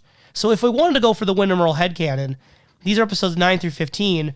There had been mentionings by Gordon Cole that Wyndham Earle is around. The first message. It even gets brought up. Yeah. But I don't think we had actually seen Kenneth Walsh appear in the show as Wyndham Earle until after episode 15, because it was after the Jean Reno arc. So if you want to believe it's Wyndham Earle, it would make sense that they didn't have the same actor because they hadn't cast him yet. Yeah. I think it actually does line up with the timeline. But anyway, I digress. So, Message 2. Message 2. Lucy lies and says that she's talking about Austria, that this phone call is not at all a summary of the episode. Yeah, because... And Andy reveals some deep information. He's been out to Austria, and he's he's been autopsied. Yep. He's been to Austria. That too. And he said they have good chocolate. And the trolls wear leather shorts called lederhoses. And he got that, but he got a rash. And that's where Lucy sort of cuts him off because she's just trying to talk to the listener and does not like Andy cutting in. Doc Hayward comes in to talk about what's been happening at the hospital. Yeah, that's the big one, you know? Like, not only is the sheriff's station giving information, it's like, hello, this is my weekly chat, just calling up someone, telling you what's going on with my patients. I don't know if this goes against any sort of laws, but who cares? I got chainsaws for hands. Who even cares? By the way, if you listen to us on audio, I just want to brag up the professor a little bit because he edited some thumbnails for us for our recent look back episode that came out probably like a month ago by the time this is up, If 2 months ago. Who knows how time works? Anyway, on our YouTube page for the thumbnail for the look back is Doc Hayward with chainsaw hands. It is a slightly edited photo. And if you want, check out our Twitter because I have other takes of Doc Hayward chainsaw hands. I'm sorry, I didn't have other takes. These are actual canon photographs. Oh yeah, no, there's no editing. From the episodes. Yes, you blink and you miss it kind of moment. Blink and you miss the chainsaws. Frame, it's just one frame. He has a chainsaw hand, next frame he doesn't. It's actually all the frames, but they're so like intertwined that it's almost an optical illusion. It's like my friends would always tell me before I saw the Blair Witch. They told me that the Blair Witch is in every single frame of the movie. Yep. I understand, and I understand, and I understand. So Doc Hayward comes up, explains what's happening at the hospital, and then the narrator shows up again, the mysterious Red, as you called him. And he says that the doctor doesn't know what kind of games his daughter's up to. What is Donna doing over with Harold? Yeah, again, more fun banter on that one. Absolutely. Message 3, Lucy, a feminist icon, a girl boss, one could say, says that all men in the world should be taken to a desert island and forced to eat sand. That sounds exciting. That sounds exciting. I think that Dick Tremaine specifically being forced to do that is fair. I don't know if I'd wish it upon everyone who identifies as the male gender. But Dick Tremaine, sure. She also calls Dick Tremaine a weasel, which feels especially apt for later. But this is pre-Pine Weasel. So pre-biting of the nose. Pre-biting the nose. Would that make that flirtation then?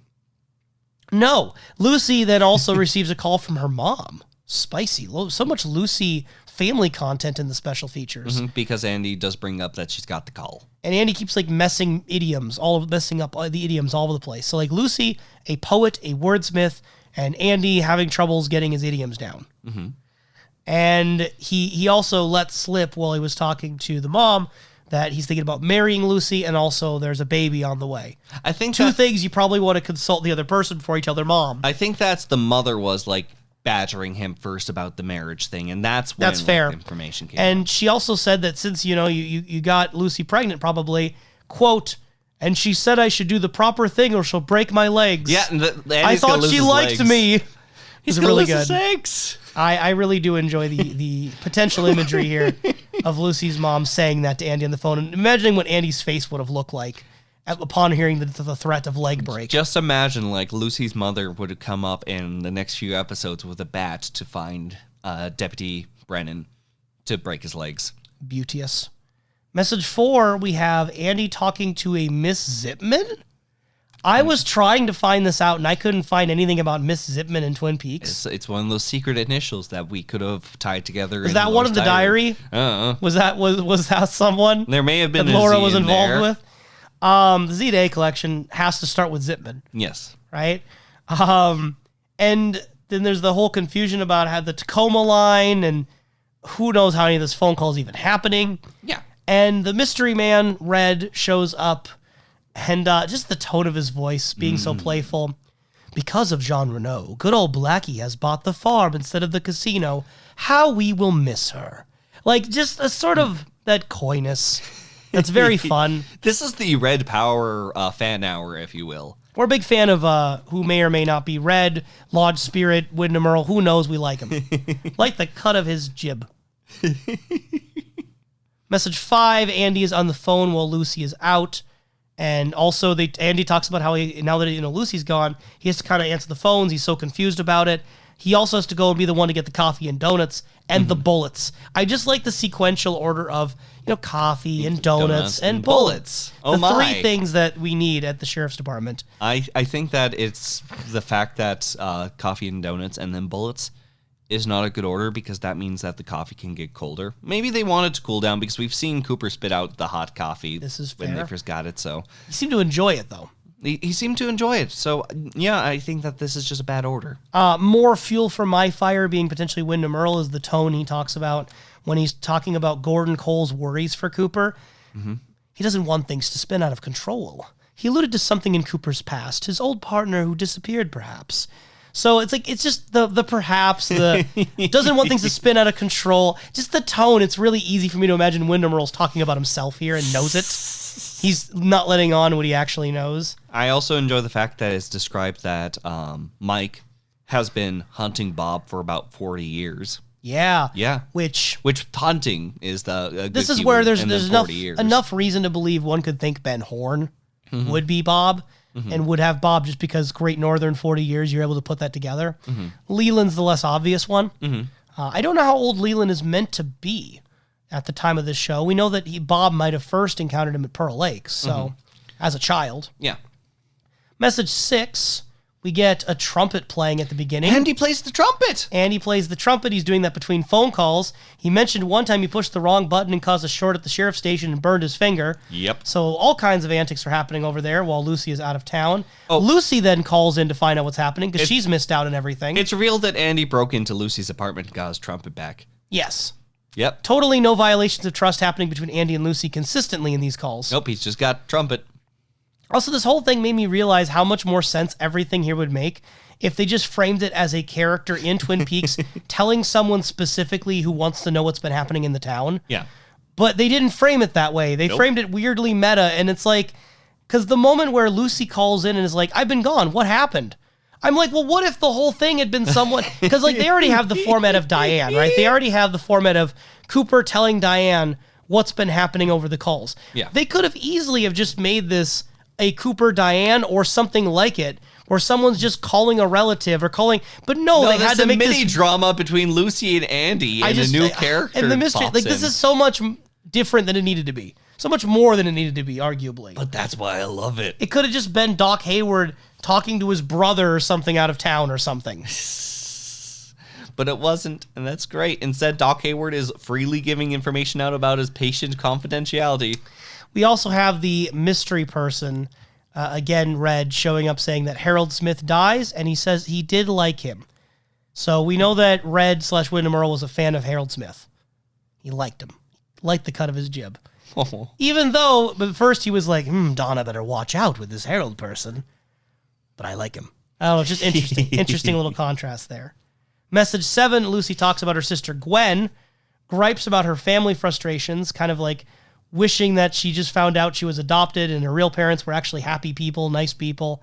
She refers to, Andy refers to Gwen as the human loudspeaker. Yep. Would you agree with that statement?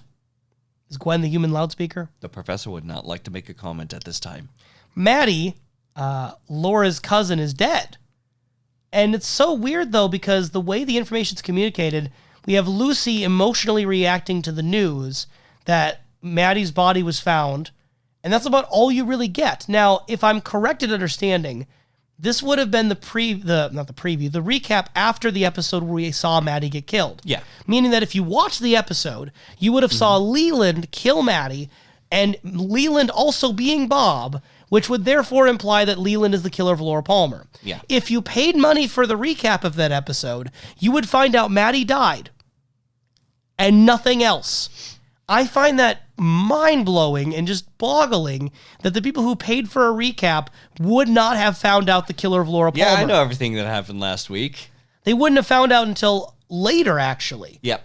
Which is revealed in the follow-up. In Message 8. Which, by the way, Message 8, no Lucy, no Andy. No. You go straight to Red. It is just the narrator, and he's like summarizing the show overall up to that point, even going so far as to explain who Laura Palmer was, who Dale Cooper is. He does finally confirm Leland as the killer, and then jumps straight into the Nadine plotline, which I feel like totally undercuts the moment. It's so weird. If this was your way of keeping up with Twin Peaks, it is so inefficient compared to watching the episodes. I mean, obviously, no 4-minute audio is going to replace the whole episode. Yeah. But the fact that the killer reveal, you wouldn't have found out right away, and then when you found out, it would have been like 2 sentences, and then they jump straight to Nadine, is wild for how much that was such a push in the show. Yeah. It is something in which it almost is this. It feels almost like a troll moment, if you will. It really does, which makes me wonder who was behind all of this and why they were doing it the way they were. Because I feel like it's probably something the studio wanted them to do. Like, I feel like this would be a push from ABC to make some money. So it's a question of were the people who asked for this, were they getting what they wanted? Is this what they wanted? I got what I wanted. We got what we wanted. I've selfishly. We didn't even know what we wanted. We didn't know this existed. Yep, but I got what I wanted. We got it. We got Red. We got it Red. I just also want to mention that when Red is talking about the town in Message 7, he says, I love this town. My kind of people. which interpret that however you want. Interpret that however you want. So yeah, all that stuff with the 1-900 hotline is on disc 5. Kind of spread out throughout the discs 2, 3, and 6. There's a few promos.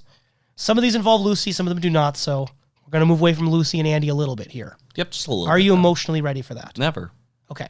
So these are interesting. These are all things that would have like aired on TV like at the time that some of you who were around at that time might remember. But I find them to be great time capsules. So one of them is called See Twin Peaks from the Beginning. See Twin Peaks from the beginning. And we have Cooper's intro again and just kind of shown with him in the car. I just want to make a quick side note, somewhat off topic here, that just kind of dawned on me as I was watching this. Sometimes my favorite like Twin Peaks realizations are just random when you're rewatching something or whatever. It's that the first time we see Dale Cooper in the show, it is with him and a reflection of himself in the mirror of the car window. The last time we see Cooper in the show is Cooper and a reflection of himself, but this time it's Bob in the reflection. That was probably not on purpose. I love it. As when I was looking at Cooper talking to Diane in the car, I was looking at the reflection of him in the mirror that is right next, the window that's right next to him. Yep. And I'm just like, how incredibly appropriate that his character in this show, original show, begins and ends with mirrors. The show is so accidentally perfect in what it's doing sometimes. I cannot imagine that was intentional at all, but it is wonderful. It's wild. Cooper's narration throughout the whole thing, by the way, is kind of strange. I would almost call it out of character. He like talks about various members of the characters, but he gives like opinions on them. So he says like Leo Johnson, insufferable. Shelly and Bobby, insatiable. And it's like, I don't know. Does Dale Cooper find Shelly and Bobby insatiable? I feel like it's almost as if Cooper is taking on Red's personality through this. It's very strange. And then when it gets to Ed and Nadine is my favorite one. Ed and Nadine have draped Twin Peaks in mystery. Yes, they have. No, they have not. Every moment. They are some of the least mysterious characters in the show. There's so much going on with them in which you Especially just like, Ed. ooh, what? Ed is Why? Ed is an open book. No, there's honestly, again, the wording I still love along the way with this. On there's like a face on a thousand lips, girl of my dreams, implying Laura Palmer. There's also a very, it's almost like a problem. Yeah. And that's just, but still I like the wording of it. And that is Truman shares my interest, shares similar interests in the East. Oh, yeah. Yeah, that one is problem. Comparing Dale Cooper's interest in Tibet Bet. and meditation and Tibetan methods to Truman's interest in Josie. Yep. Very, very curious. Very, very problematic. Yep. I'm not opposed to it being in the show in the sense that if you acknowledge its problematic elements, I think it's an interesting comparison to make. Mm-hmm. And also Catherine after the bread.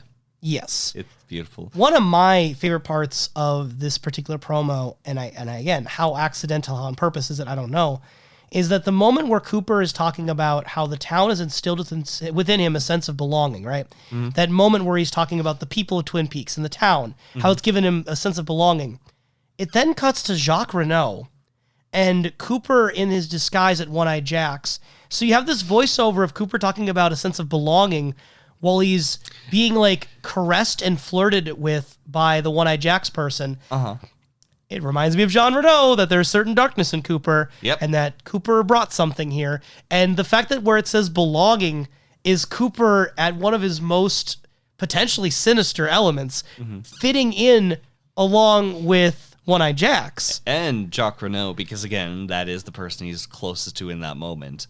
It's very strange. It is fun. That combination feels like accidentally brilliant. Yes. But maybe it was on purpose. Very alarming also, though, is the promo Where Am I? Where we have Dale Cooper trying to find Twin Peaks. He's telling Diane it's 9:02 and I can't find Twin Peaks. Yep. He says, the irony is not lost on me. I have searched diligently for 6 weeks for Laura's murderer, and now Twin Peaks is missing. And we find out at the end of this that Twin Peaks has moved to Wednesdays, which causes Dale Cooper to reflect. No, the key was the letter The W. which is either Wednesday Or Walla Halla. or Walla Walla. Walla. Walla Walla Walla Halla. Walla Walla, Washington, yes. Yes. But if Twin Peaks has moved to Wednesday, he asks, one question remains. Where am I? Which I really enjoy that. The where am I? What is time? What's happening? Feels very meta for Twin Peaks. Retroactively, it works so well, especially post Red Room. Post Red Room, end of season 2, Fire Walk with Me. Where is Cooper? Where's Cooper? He can't find Twin Peaks, but it's on Wednesday maybe, or Walla Walla. Again, I don't think any of this stuff is on purpose. It just works after the fact. Honestly, it's something that really fits to home. And so does a place that there's no place like home. So this is the most alarming promo to me. There's no place like home. When we first talked about The Wizard of Oz way back when, I think we first brought it up, you were reacting to the Benjamin Horne Civil War ending, where he wakes up and he's like, you were there and you were there. Like, it happens in the show. Yep. And I think you made a comment like, is this a one-off thing with Wizard of Oz? And I was like, no, it's very big for David Lynch. Yep. And I kind of left it at that for then. And we recently, maybe like 5 months ago, we rewatched Wizard of Oz. And I'm glad we did, because it primed us for this promo. Cooper is in bed, and he wakes up, and he says to everyone that he had a dream. Yep, everyone. And they were all there. Now, it's the main cast of Twin Peaks is there. Yep. Catherine, the log lady, Andy, and the man from their place. Which I think it's fantastic, because Cooper addresses Catherine as Auntie M, as in like the letter M for Martell. Ooh, I didn't even think about that. Yeah, that's no, it's like she corrects him on it, just like almost as like, yes, Auntie M, and that's like, and you were there, log lady, and you were there, Andy, and you were there, man from another place. Just like the very like stark. Yes, and the way he looks at the camera too is great. And this was all to say that it moved from Saturdays to home on Thursdays. Mm-hmm. The show moving back. I don't know if you want to do anything with this, that Cooper dreamed up all these things. Is Twin Peaks a dream?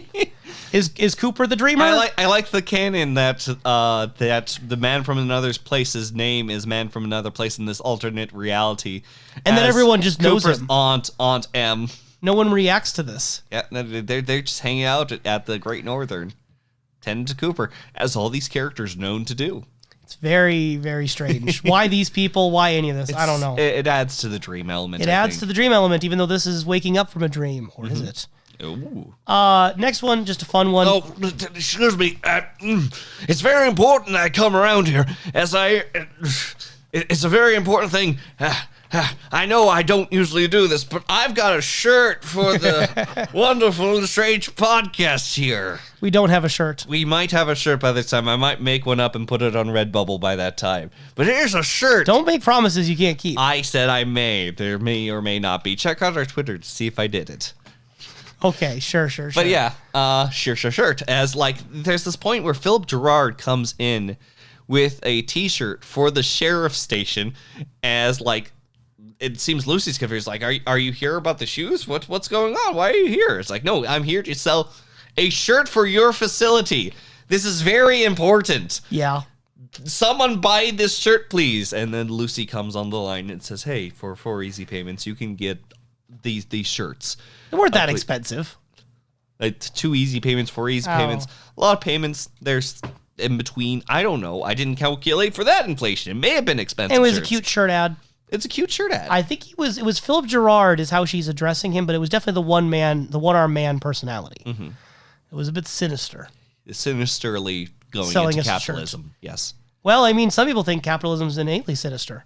Yep, and that is why the next ad, which features a holiday greeting. It's the most capitalist of all. Yeah, because and the most sinister of all. Yep, because it's got stop motion pie. This one's really pretty. It's really cool. It's very cutesy. It harkens to that stop motion style that you would imagine around the holidays, i.e., like the Rudolph Red-Nosed Reindeer and Santa. They should have had like the roadie guy, the guy who got killed in the giant puzzle, the chess piece. What? They should have had him in the background, just like slumped over dead with blood coming out of his mouth with all this happening. Happy holidays. Yeah, because there's not enough sinister directly in it. It's more just the implications. So stop motion animation with pie, coffee, and a recorder. They're all rotating around. Along with ornaments.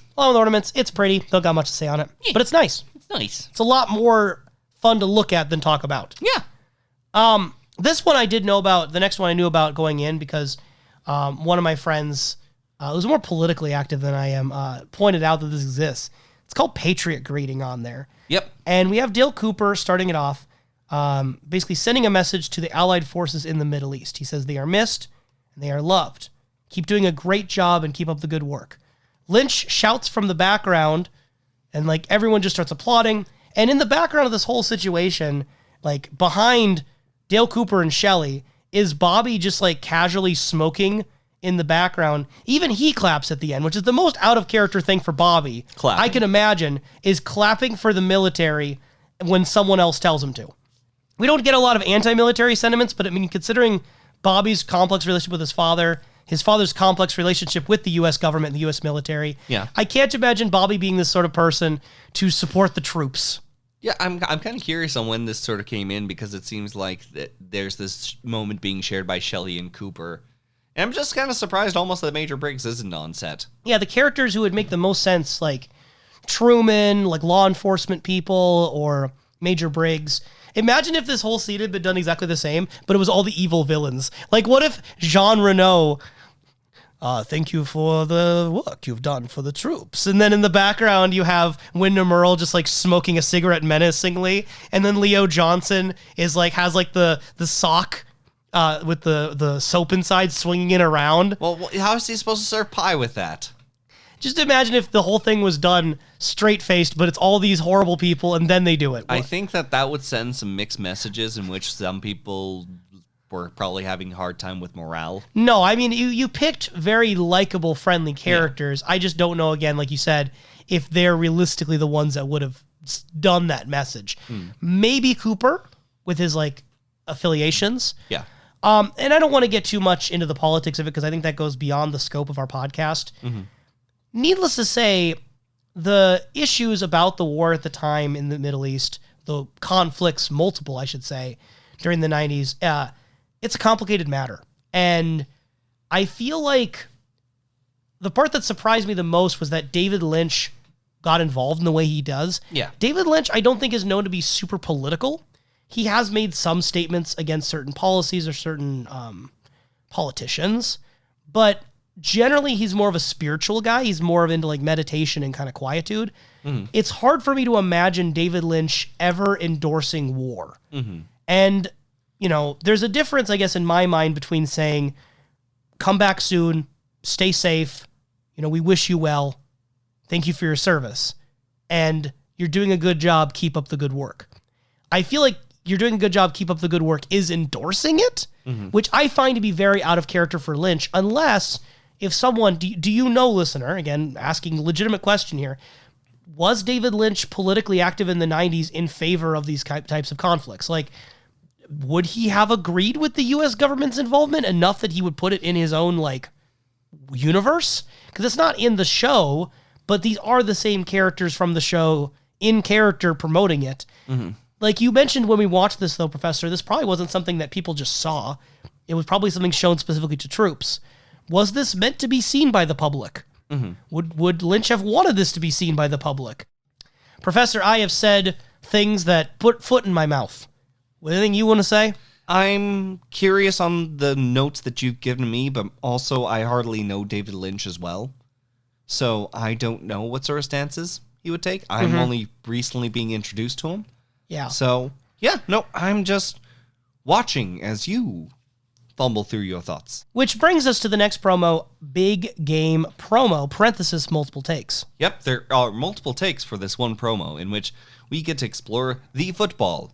The quote-unquote big game, which they did not mention specifically for copyright reasons, so I am going to choose not to say specifically for copyright reasons, but the big game that happens with football. Well, they said Seahawks. Yeah, they can say the names of the team. There's a weird thing about the big game that, like, for some reason, I don't remember what media I've encountered where they just say the big game. They don't say the name of the big game. But why not? There's something with copyright. No, it's why just, wouldn't someone be like, oh no, this game you're speaking of, we need to have money for that because no one needs to talk about it. I don't even know. I don't understand football. I don't understand sports. I'm the worst at those things. Well, that I will say, since the big game does not want to take credit for it, I'll just shunt the credit over to the International Cricket Council Cricket World Cup Super League. That one. Yeah, so Cooper sure. wants to know where the smart money is for the big game. Which, by the way, the board that seems to be the betting board has all sorts of lists of names. Many of them you'd expect, but the first two are a little different. Because apparently, the two people to consider for this betting would be the man from another place and the one-armed man, throwing their money into the pool for the Seahawks game. Yes, absolutely.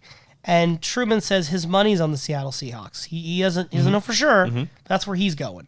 So again, endorsing the Washington team. It makes sense that if the big game was happening during the run of Twin Peaks and that the Washington team was playing in the big game, that they'd make a cute little Truman Cooper interlude section that was aired on TV. Now, which of these cuts made it onto TV? If any of them, I have no idea, because we get several different iterations of it, and sometimes only like the last section of it is cut in there. There's just moments in which like you get to enjoy different variations of Truman stuffing his face with donuts. It's just like the amputee. We got two versions of that for the short film. Gotta get some little bits of like clanks from our mugs, and sometimes not. And sometimes we give a thumbs up, sometimes we don't. Sometimes we say that it's a damn fine cup of coffee, and sometimes we just don't. It's just, it seems like it was very Ad-libbed, kind of like, okay, try this. Let's do another take. super cute Cooper Truman interactions. Again, if you're shipping those two, the special features got you hooked up. God, like Truman again, each take was a new bite of a donut. So just imagine just Big like, bites too. Oh, Good day at the office. I don't know. They gotta get through the donuts somehow. Actually, thinking back on that, the excess amount of donuts.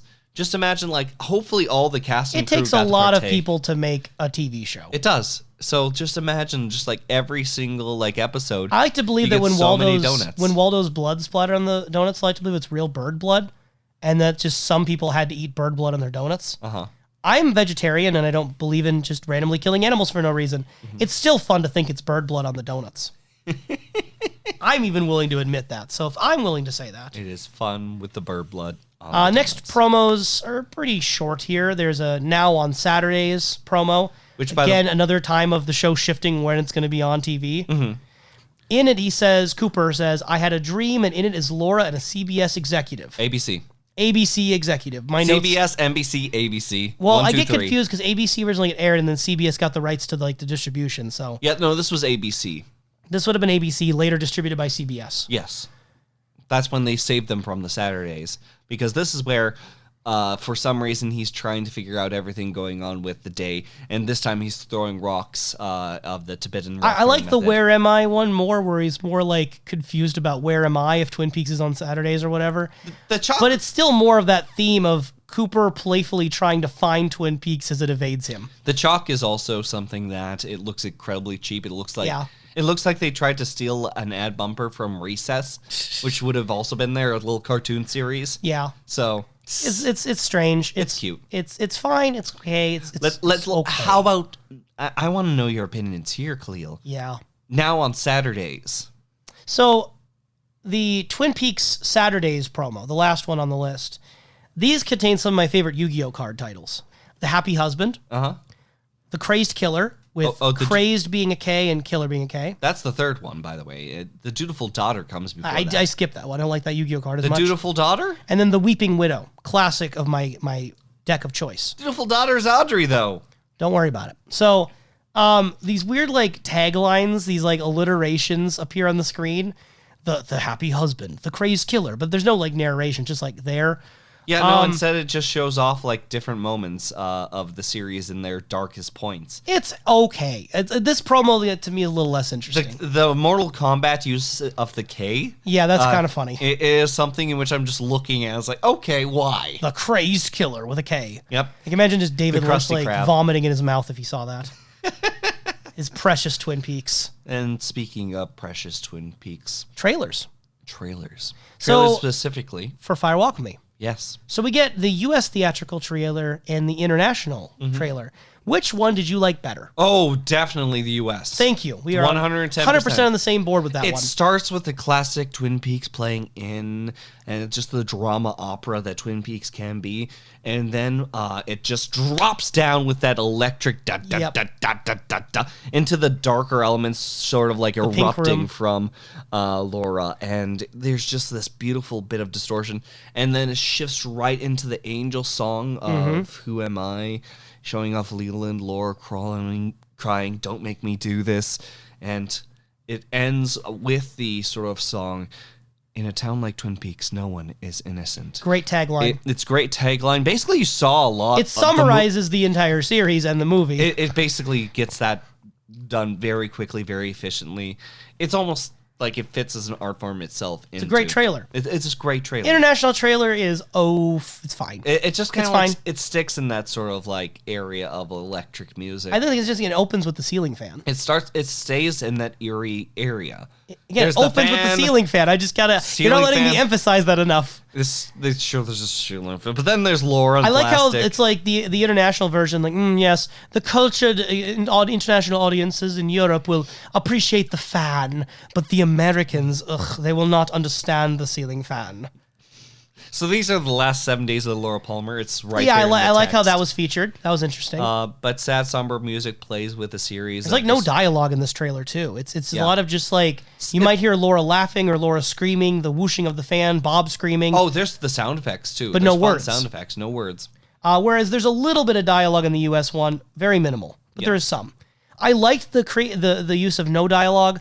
I think both trailers, they don't necessarily give a lot away, but they do clue you in on the tone.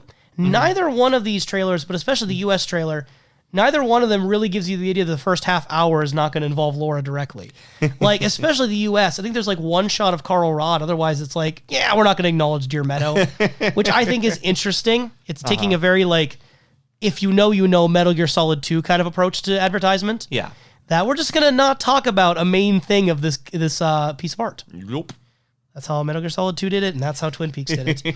The Missing Pieces trailer. It's now this is very fun because it's basically a snapshot of every event that happens inside of it throughout the Missing Pieces. It's basically a preview to everything. But the most notable thing is that the end, it just shows the date and a Tumblr page. Yes. Like a Tumblr page, A Tumblr Kalil. page with a different time. It was like a Tumblr page. An official Tumblr page. An official Tumblr page Yes. for the Missing Pieces. That's mind-boggling to me. Yes. Like, I'm thinking to myself, like, okay, how are they going to share this with the world? How are they going to present this media? Is it going to be like a limited event in like certain theaters? Or is there some sort of like, you can only find it at film festivals? But no! Tumblr! Yeah. I think that's amazing! It's pretty wild. I really feel like this trailer is strong because it feels like it was made by people who knew what to hype.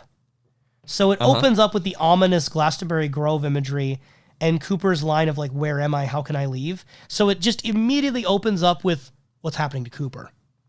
And then it goes from there to the where's my axe, I'm hungry line, which is a hype moment. Cuts to the Bleeding Annie right when like the music kicks in too, I think. So it's like Cooper right away. It's got Leland right away. It's got Annie right away. They show Bowie very prominently in there. They emphasize, again, the content that most fans would probably be looking forward to. I also think it's interesting that both trailers for Fire Walk With Me end with the Pink Room music. The more kind of darker, seedier, more electric music. Yeah. And this one starts with it mostly and then ends with the softer music. I don't know if that was on purpose, but I think it's interesting that it's like an inverse of the Fire Walk With Me trailers. Yep. I really enjoyed the Missing Pieces trailer for, again, I think it was made by people who knew what to do with it. Even the 2x4, 4x8 thing gets a little nod in there with Del Mibler. It just, I think I might have saw that trailer back in the day, and it's like, if you never saw the Missing Pieces and you just saw that trailer, I'd be just like, give me that. Give me that right now. You just get your date. Not even like a title for the Missing Pieces, just a date and a Tumblr page. And a Tumblr page. Ah! I was going to say, do you follow Tumblrs? Is that what you do? I dabbled in Tumblrs, but I never made one myself. Okay. So You tumbled down the rabbit hole. I tumbled. So again, it's just wild. Official contact on a Twitter. Tumblr. The Tumblr. We have a Twitter. You see, I default because that's where I expect things to be. Yeah, well, I mean, at that time, Twitter might not have been as much for that. It may not have been. But tell me, what felt like fitting for that? Other than a Tumblr, it makes sense. It's nice. It's exciting. But it's still so odd. I can't think of any other major media that did that. Listener, if you could think of any, please tell me. But beyond that, Listener, we're really needy in So- this episode. We have so many questions that need answering. we want you to do our homework. Please do our research for us. Do the research for us. We need it. We need this because I don't even know where to begin looking. Well, I want to look at some pictures right now. I want to look at some galleries right now. Let's talk about Twin Peaks galleries. Yes, as we can see right over here, there's a series of galleries located throughout all of Twin Peaks. We, if you will, please continue with me as we take a gander into the Season 1 images found in the early discs of Twin Peaks. We have here the pilot, and the pilot, and the pilot, and the pilot, and the pilot, and the pilot. Yeah, it says Season 1 image gallery, but it's almost all pilot It is episodes. stalled pilot. And spoiler alert, the Season 2 image gallery is almost all the last episode. Which I don't know the reasons. I don't know who shot these photos and the context of why some were kept. I just don't know. Suffice to say, photos from mainly the pilot. Yeah, for the Season 1 images, we do have a strong amount in which Lynch is present throughout the photography, talking to the other cast members. It seems that they're setting up for the scenes. Lynch is talking directly to individuals, almost like trying to prep them up for certain items. There's a few black and white photos here and there, but for the most part, it's just some very nice overall shots of the cast, and it seems Lynch as well as Mark Frost, and some crew members more so in the background. Throughout all these photos throughout the Season 1 gallery. And even looking at Season 2, we're going to go back to the other images on the earlier disc. But Season 2, most notably, there are a couple additional cast members, but there seems to be almost like a drastic absence of directors inside of the director's chairs presenting themselves as much as like the early photos. Maybe they just shifted away from it. Maybe there was just a different guy with a camera at the time. Season 2's process was so hectic that it's possible they just didn't preserve photos from that time as much. Yeah. But I don't know. It is curious to me. I mean, the first and last episodes are huge events. Yeah. You know, one is starting off this exciting new thing, and then one is not capsizing it. Well, no, I mean, in the case of the Season 2 finale, yeah, kind of is capsizing the whole thing. I was thinking more like a capstone, but yeah. So There's still some very nice overall pictures throughout. I think that the one that I was very happy to point out was an early pilot picture of just the individual who would be known as Bob eventually. Frank Silva. Frank Silva, yes, which I believe that this is any pre-Bob contemplation. They're just on the beach, sort of hanging out, and he's just having a smoke.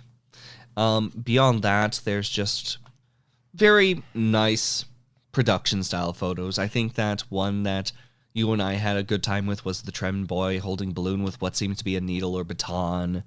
There is Truman holding onto a limp Josie in a nice golden sepia sort of looking appeal.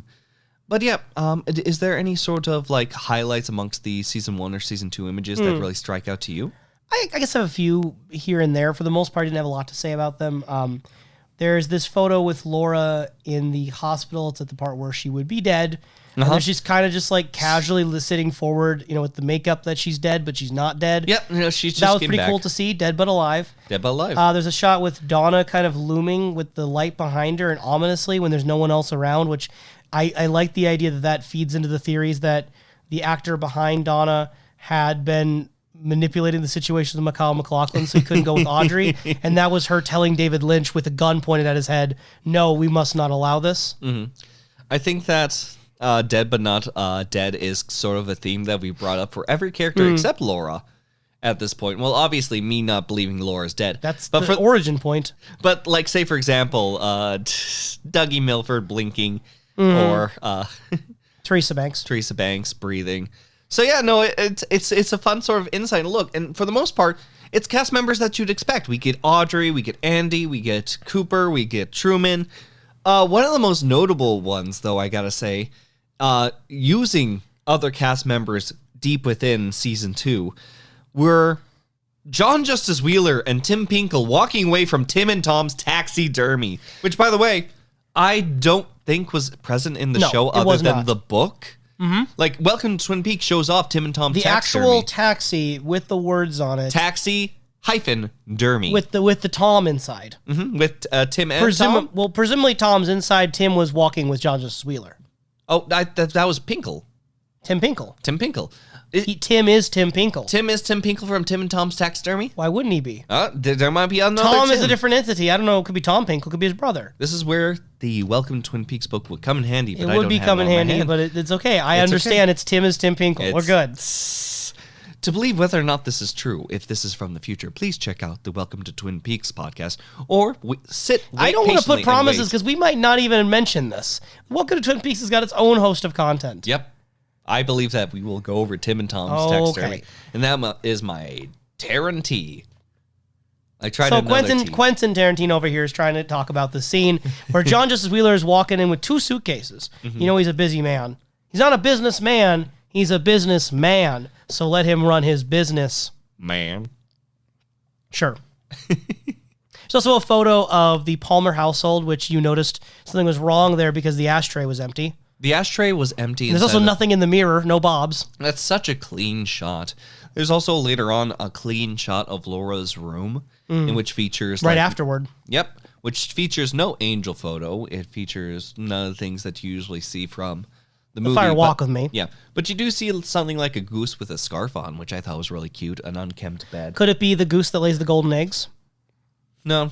Like David Lynch is so concerned about? No, not really. I don't think so. I don't think gooses with scarves lay eggs. Does a scarf restrict their oxygen flow, and through the asphyxiation they can't produce eggs? So Exactly. They lack the oxygen in their blood? Exactly. You know the science. I'm a science man. You Let are me the do my science goose man. science. Not gonna. Okay, all right, cool. There's also in the season 2 features a lot of spoilers potentially, depending on what you consider a spoiler. I would definitely qualify this as it's spoilery enough that I don't like that it's on disc 3. So on disc 3 of the Z-Day collection, there's 8 photos of Annie Blackburn, and that includes photos of her lying on the ground with blood with Dale Cooper, and it's showing things from the last episode that are very evocative. I don't like that being on disc 3 when that's I think disc 3 is either the end of season 1 or barely into season 2. I think that season 2 just started. I think that they had to balance things out amongst the discs.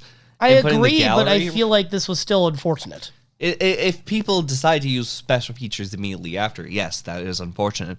People go a disc at a time, but watch the show first, then the special features, then binge that delicious Yeah, definitely the special features are better served after seeing the show. Yeah, if you want to avoid spoilers. Yeah, like say, for example, going back to an earlier disc where we get to see picnic photos in which 9 of them are just Laura and Donna doing their thing around the picnic like that one video did. And then 3 of them are of James, in which one of them is just a cropped version of one of the season 1 images in which David Lynch is just talking to him. Mm-hmm. So if you want some picnic photos with David Lynch eerily hanging over a motorcycle, by all means, we have 12 of those photos right there. And if you want ski trip pictures, Oh man, what I got some ski trip pictures. if your idea of a good time is looking at images that are almost exactly the same as each other with slightly different facial reactions involving Sherilyn Fenn and Sheryl Lee, the Laura and Audrey actors. Yep. If that's your idea of a good time, there is a special feature just for you on disc 2. For just them taking shots of the ski trip of potential photos they would have used for on the desk of Benjamin Horn. And let me tell you right now, I may have accidentally deleted some of them because I was trying to go by Roman numeral. I could be mistaken. But it seems that for the ski trip, you can get either 3 of them sitting down, 1 of them nearby a tree, or 29 of them against a wooden building. Yeah. Yeah, it is slightly different. Sometimes they're smiling a little. Sometimes they're frowning a little. Sometimes they're just staring It's at you. extremely overkill. Sometimes they're just hanging over by one of the poles by the And wooden I get building. you would take a lot of these photos to see which one you're going to want to use. Why they've all been preserved, why there's so many of just this one I don't know. I don't know. Kalil, I'm a preservation purist. Give me absolutely everything you got. If we can get receipts on their lunch orders, let's get that. This is the content that people need. For sure. Yep. Back Give me from 29 ski photos. Back from the season 2 image gallery, one of the parts that I liked quite a bit is that there's multiple shots toward the end again, looking at that season 2 finale of the cast in their chairs, a section of which is Caroline, Laura, and Annie kind of sitting in a row. There's something about seeing the three of them together, just sitting, basically being Cooper's three loves, you know? I guess you could put Audrey there if you wanted, but not unless Donna's actor gets in the way of that. But I just think that is super interesting to see Carolyn, Annie, and Laura all together in one spot. The three enigmatic women in his life. That reminds me of the 3 enigmatic bullets that pierced a body at one point. I like to believe you're not going to go into anything with the special features. You just have a memory of this in your real life. It's just 3 bullets in my memory, in my mind. But thankfully, Albert's slides are also included. Again, they're throwing at us content that we would otherwise just see in the show, but we have them in full presentation. It might be like a printed photo in a dossier, and now we're actually getting it full screen. Yeah, we get the 3 bullet holes found in the body. We have the 3 bullet pictures. There's 2 pictures of the vacuum fibers. It looks like exactly the same fibers, but with different numbers presented. I don't know if it's like a photo number or if it's also just showing additional evidence. That's exactly the same. But by all means, we get those close-up shots just in case you want that as your desktop background. Just in case, and that'll raise a lot of questions at the office place.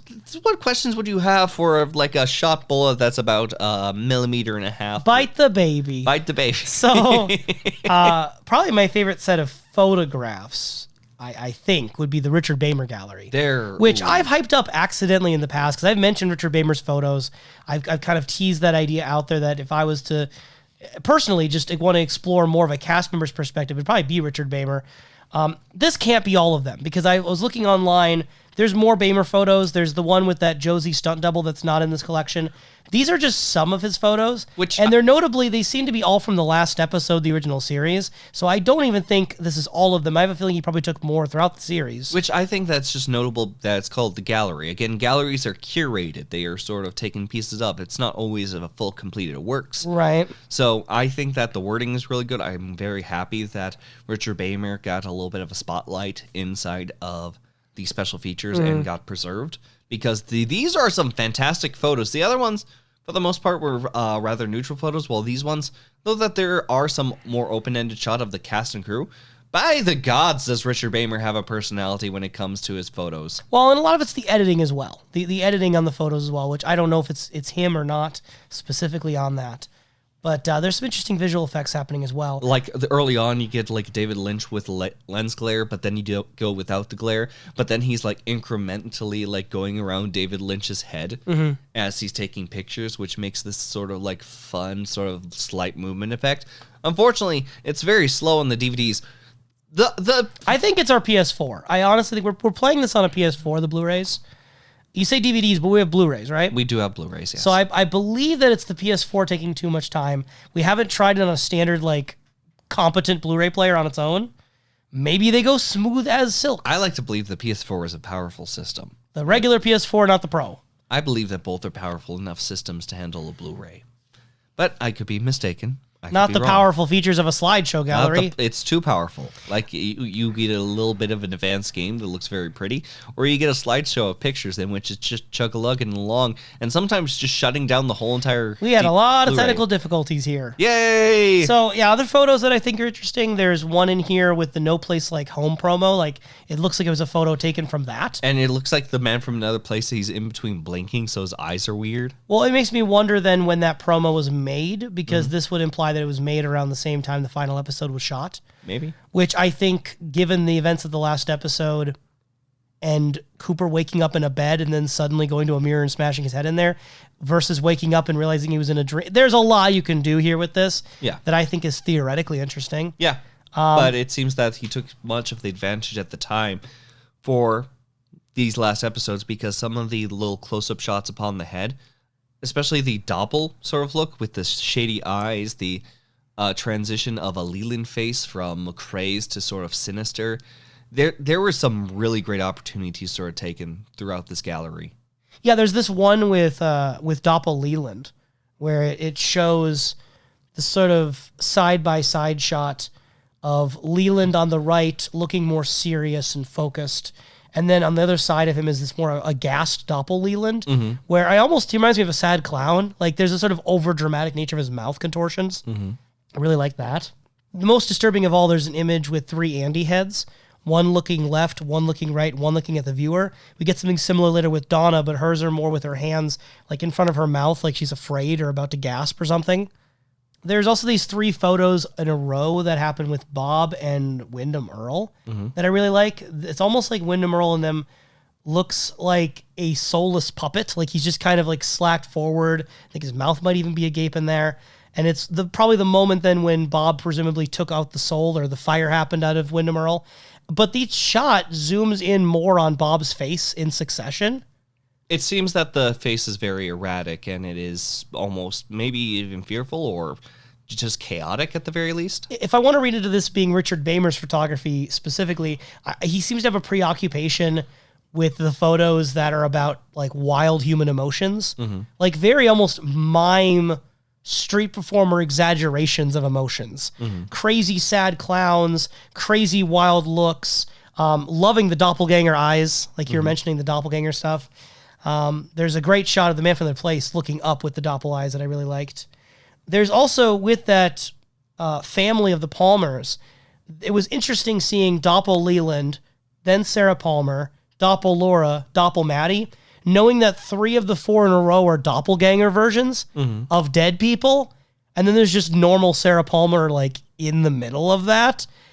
Again, there's something very alarming about Sarah Palmer's condition by the end of season 2, where you and I have talked at length about it, like, who's checking up on her? Because Leland and Laura and Maddie are in the Black Lodge menacingly, and Sarah Palmer just shows up at the diner saying, I'm in the Black Lodge with Dale Cooper. We don't know what's going on with Sarah Palmer, and it's very concerning. Also, the sort of head tilts that go on, including like Doppel Leland looking right at us along with Sarah Palmer. But it's almost as if Doppel Laura is looking down on us. Doppel Maddie is looking back at us. It is, there's some gestures inside of it that add to the photos. I'm curious how much of these photos were Richard Baimer giving instructions to the actors and how much were the actors' own ideas. And that's something we'll probably never know, but that'd be a curiosity for where these ideas are coming from. Yes. And then the last thing I had on here was that it was so weird to see characters like Bobby and Shelly, their actors, are in the Red Room. So seeing people who were in the last episode but not in the Red Room portion, just like casually sitting in the chairs in the waiting room area with the chevron and the red curtains, I found that very interesting visually, just to see Bobby just chilling on the Red Room chair. And that's all I really had for the Richard Baimer. I just overall really enjoyed his photography section. There's a lot of weird ones in there. Yeah, no, he absolutely has a talent for the work. Where I had most of my technical difficulties, by the way, was the unit photography on disc 5. There's a ton of promotional material, cast photos. It's the kind of things that if you look at the Twin Peaks wiki or like older VHS copy, like you've seen these images before, probably a lot of Twin Peaks fans, but this is like kind of just a collection of them. So we get things that are like important for the show. Like there's Laura Palmer with her homecoming queen outfit, right? There's individual character profiles. I think of them as like Tinder pictures, showing their emotions and their dating profiles. There's the Welcome to Twin Peaks population sign, -1, which has 51,000 on it. Not 5,001. Not 51,001, 51,000. Yep. So we gained a member. Maybe it's David Lynch that came in. Maybe it's Mark Frost that came in. Maybe it was Dale Cooper. It was the friends we made along the way. Yeah, but we lost to Laura Palmer. So maybe we were the one. We were the one? Laura was the one. I don't want to Laura's dead now, so they had to subtract her from the population count. But it has to go up 2 at least because Cooper's one, and then we need another one. Oh, who's keeping Wyndham Earl? Maybe. Baby. Bite the baby. I don't have anything else to say about unit photography. Do you have anything more to say about unit photography?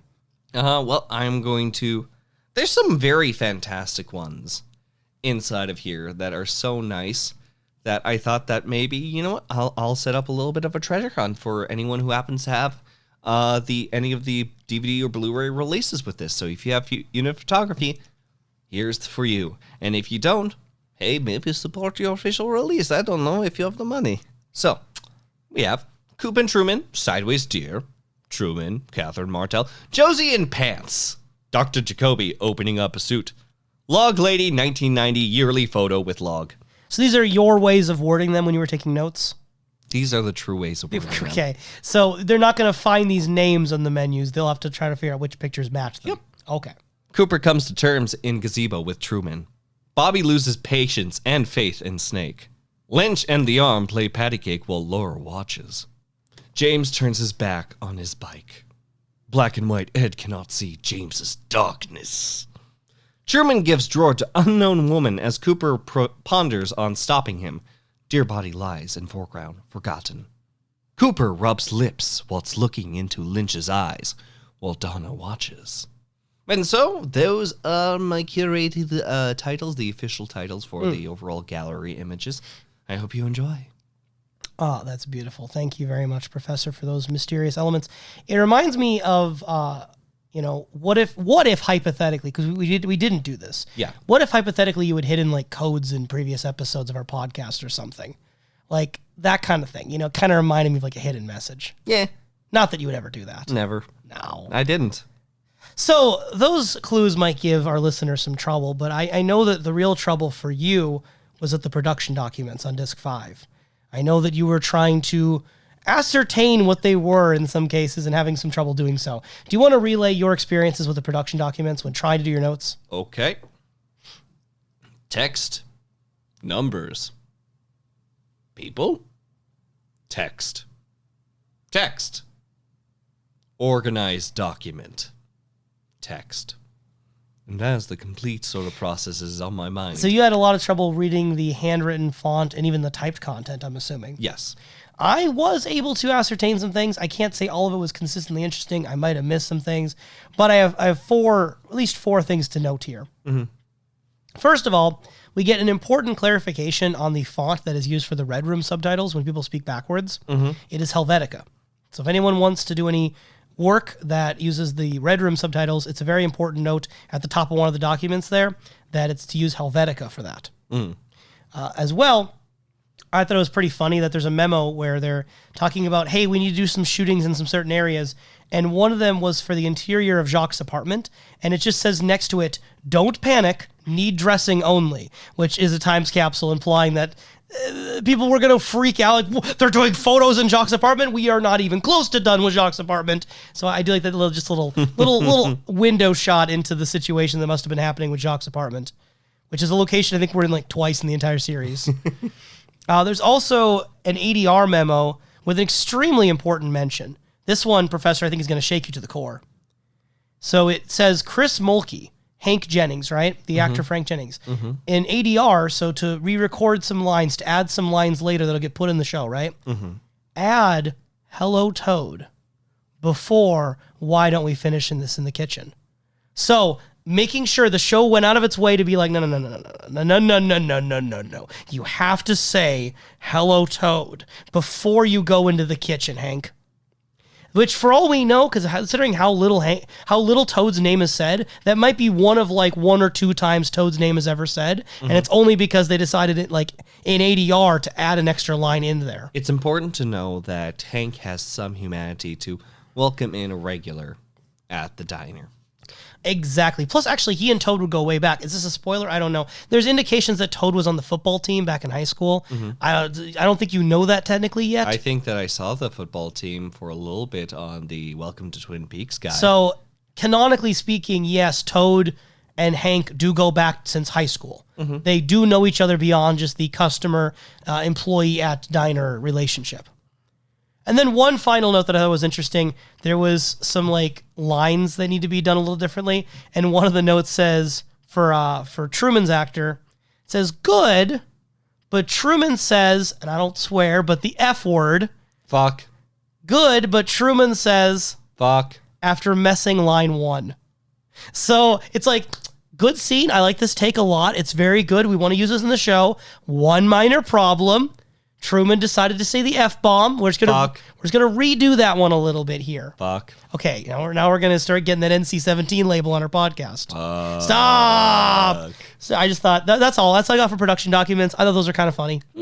Like I like the idea of the production documents. I think that they're hard to read on our TV screen from the Blu-ray menu, if I had these like printed out in front of me as physical sheets of paper and I could look at them more in depth, maybe I'd like that more. But even from what I was able to glean, there's some fun memories. Fuck. And then the last gallery, Fire Walk With Me gallery, disc 10. There's a lot of missing pieces photos. A lot of missing heavy pieces amount. photos. Yeah. I'd be curious if this was released on like a DVD version of Missing Pieces before the missing pieces themselves. And which makes it all the more confusing, being like, wait, what? Yeah, if this came up before the missing pieces, you'd be like, wait, huh? 2x4? But yeah, a lot of missing pieces photos. There's also a lot with Lynch talking so close up to his actors. Like you can really tell that when he's working with his actors and cast members, he goes right up next to them, which I'm not saying is unusual for a director, but it just stands out as part of his like style of directing with the actors. There's this really cool shot of Norma and Ed. You mentioned earlier a golden glow in one of them. This one also has a golden glow on Norma and Ed in the truck. Yes. And they're kind of like looking forward, but not at the camera. There's one with Cooper during the scene that was in the missing pieces involving the end of season 2 where he's smashed his head in the mirror. So Cooper's got the bloody forehead, and to his left and right, you got Sheriff Truman and Doc Hayward. Doc Hayward and Truman are looking totally serious. David Lynch is right in front of Cooper looking serious. But Cooper's looking at Lynch with his tongue kind of like out of his mouth. Blep. It's called a blep. He got like a little bit of that going Got on. a little blep. So that was kind of funny. I think that the one that stood out to me the most is, and it made me think more of the necklace itself, but there's this moment where like Laura is sort of like more exposing Yes. herself. I remember that one. And with the necklace, the little broken heart necklace, almost exposing her broken heart. I might say my favorite photo is there's one with David Lynch talking to the actor who played one of the angels in the Red Room. And it's just weird seeing the scale of that angel in the room versus everything else. Like, it looks so small when you're looking at They it look that so way. small. It's a person still. It's a person still, but I'm just saying, like, the space in which they're surrounded just feels so small and closed in compared to how it's made to look in the movie. That's all I got for that gallery. It's a very nice gallery. Yeah. Oh, for sure. I think that it's still hard to beat Richard Baimer's, but overall, I think that this still was a good highlight. And as with all these special features, you know, we're going through and giving us some of our thoughts, some of the highlights, just in case, like, one, you don't have these things available and you want to hear about them, or two, you have looked at them, but you kind of want to hear someone else's take. Yeah. We're glad to provide that for you. This is in no way, though, a replacement for just looking at the things. Yeah, it's a series of images. It's hard to replace it. Yeah. But we'll do our best to talk We have not forward. covered... We're covering the tip of the iceberg, right? We'll do our best to talk forwards about it. We'll talk backwards about it. Actually, we have a chance to learn by Ooh, talking. is that backwards. a segue? It's a segue that's gonna hit you in the face. So we're in the et cetera category of our notes right now. Just the Because- miscellany that don't fit into the category. Yep, and one of them is that you get to learn to speak in the Red Room with the actor. Disc known as 5, the man from the place, the arm, green screened in. A little older, so I don't know how much after this was. Probably like mid-2000s, we'll say, right? Explaining how to talk backwards, like in the Red Room. Yeah, it actually is a very comprehensive sort Yeah. of description. It starts off easy at the beginner level. Yeah. And I think that part was pretty accessible. But then it just shifts you immediately into advanced gear. Yep, it's And I got lost. Like, I feel like the moment it went from beginner to advanced, the world shook. Like, it was over for me. I think that it was still easy enough to follow. It still would take a fair amount of practice, I would have to say. Yeah. But more so like tips, kind of like looking at the overall dialogue itself, starting from the end to the beginning and just sort of like breaking down piece by piece is great. I think that the advanced is especially nice because it actually goes into sort of like the tone that you want to approach. A question usually rises. So you'll want to start with your rise and go straight to your fall. So no, I think that this is just really fun, really campy, and can be genuinely good for people who want to try to replicate. I will not try to replicate. Castell. Okay, that's just copying one that they did. Yeah, they did it, and I got Okay, it. do your own. What would you like me to say? I would like you to say... This is, again, after I said we might need to practice this, and we had no practice, so this is me. No, this is good off-the-cuff action. You're Off the putting you cuff. on the spot. Yep. You could do our intro, part of our intro speech. So let's just say, a place both wonderful and strange.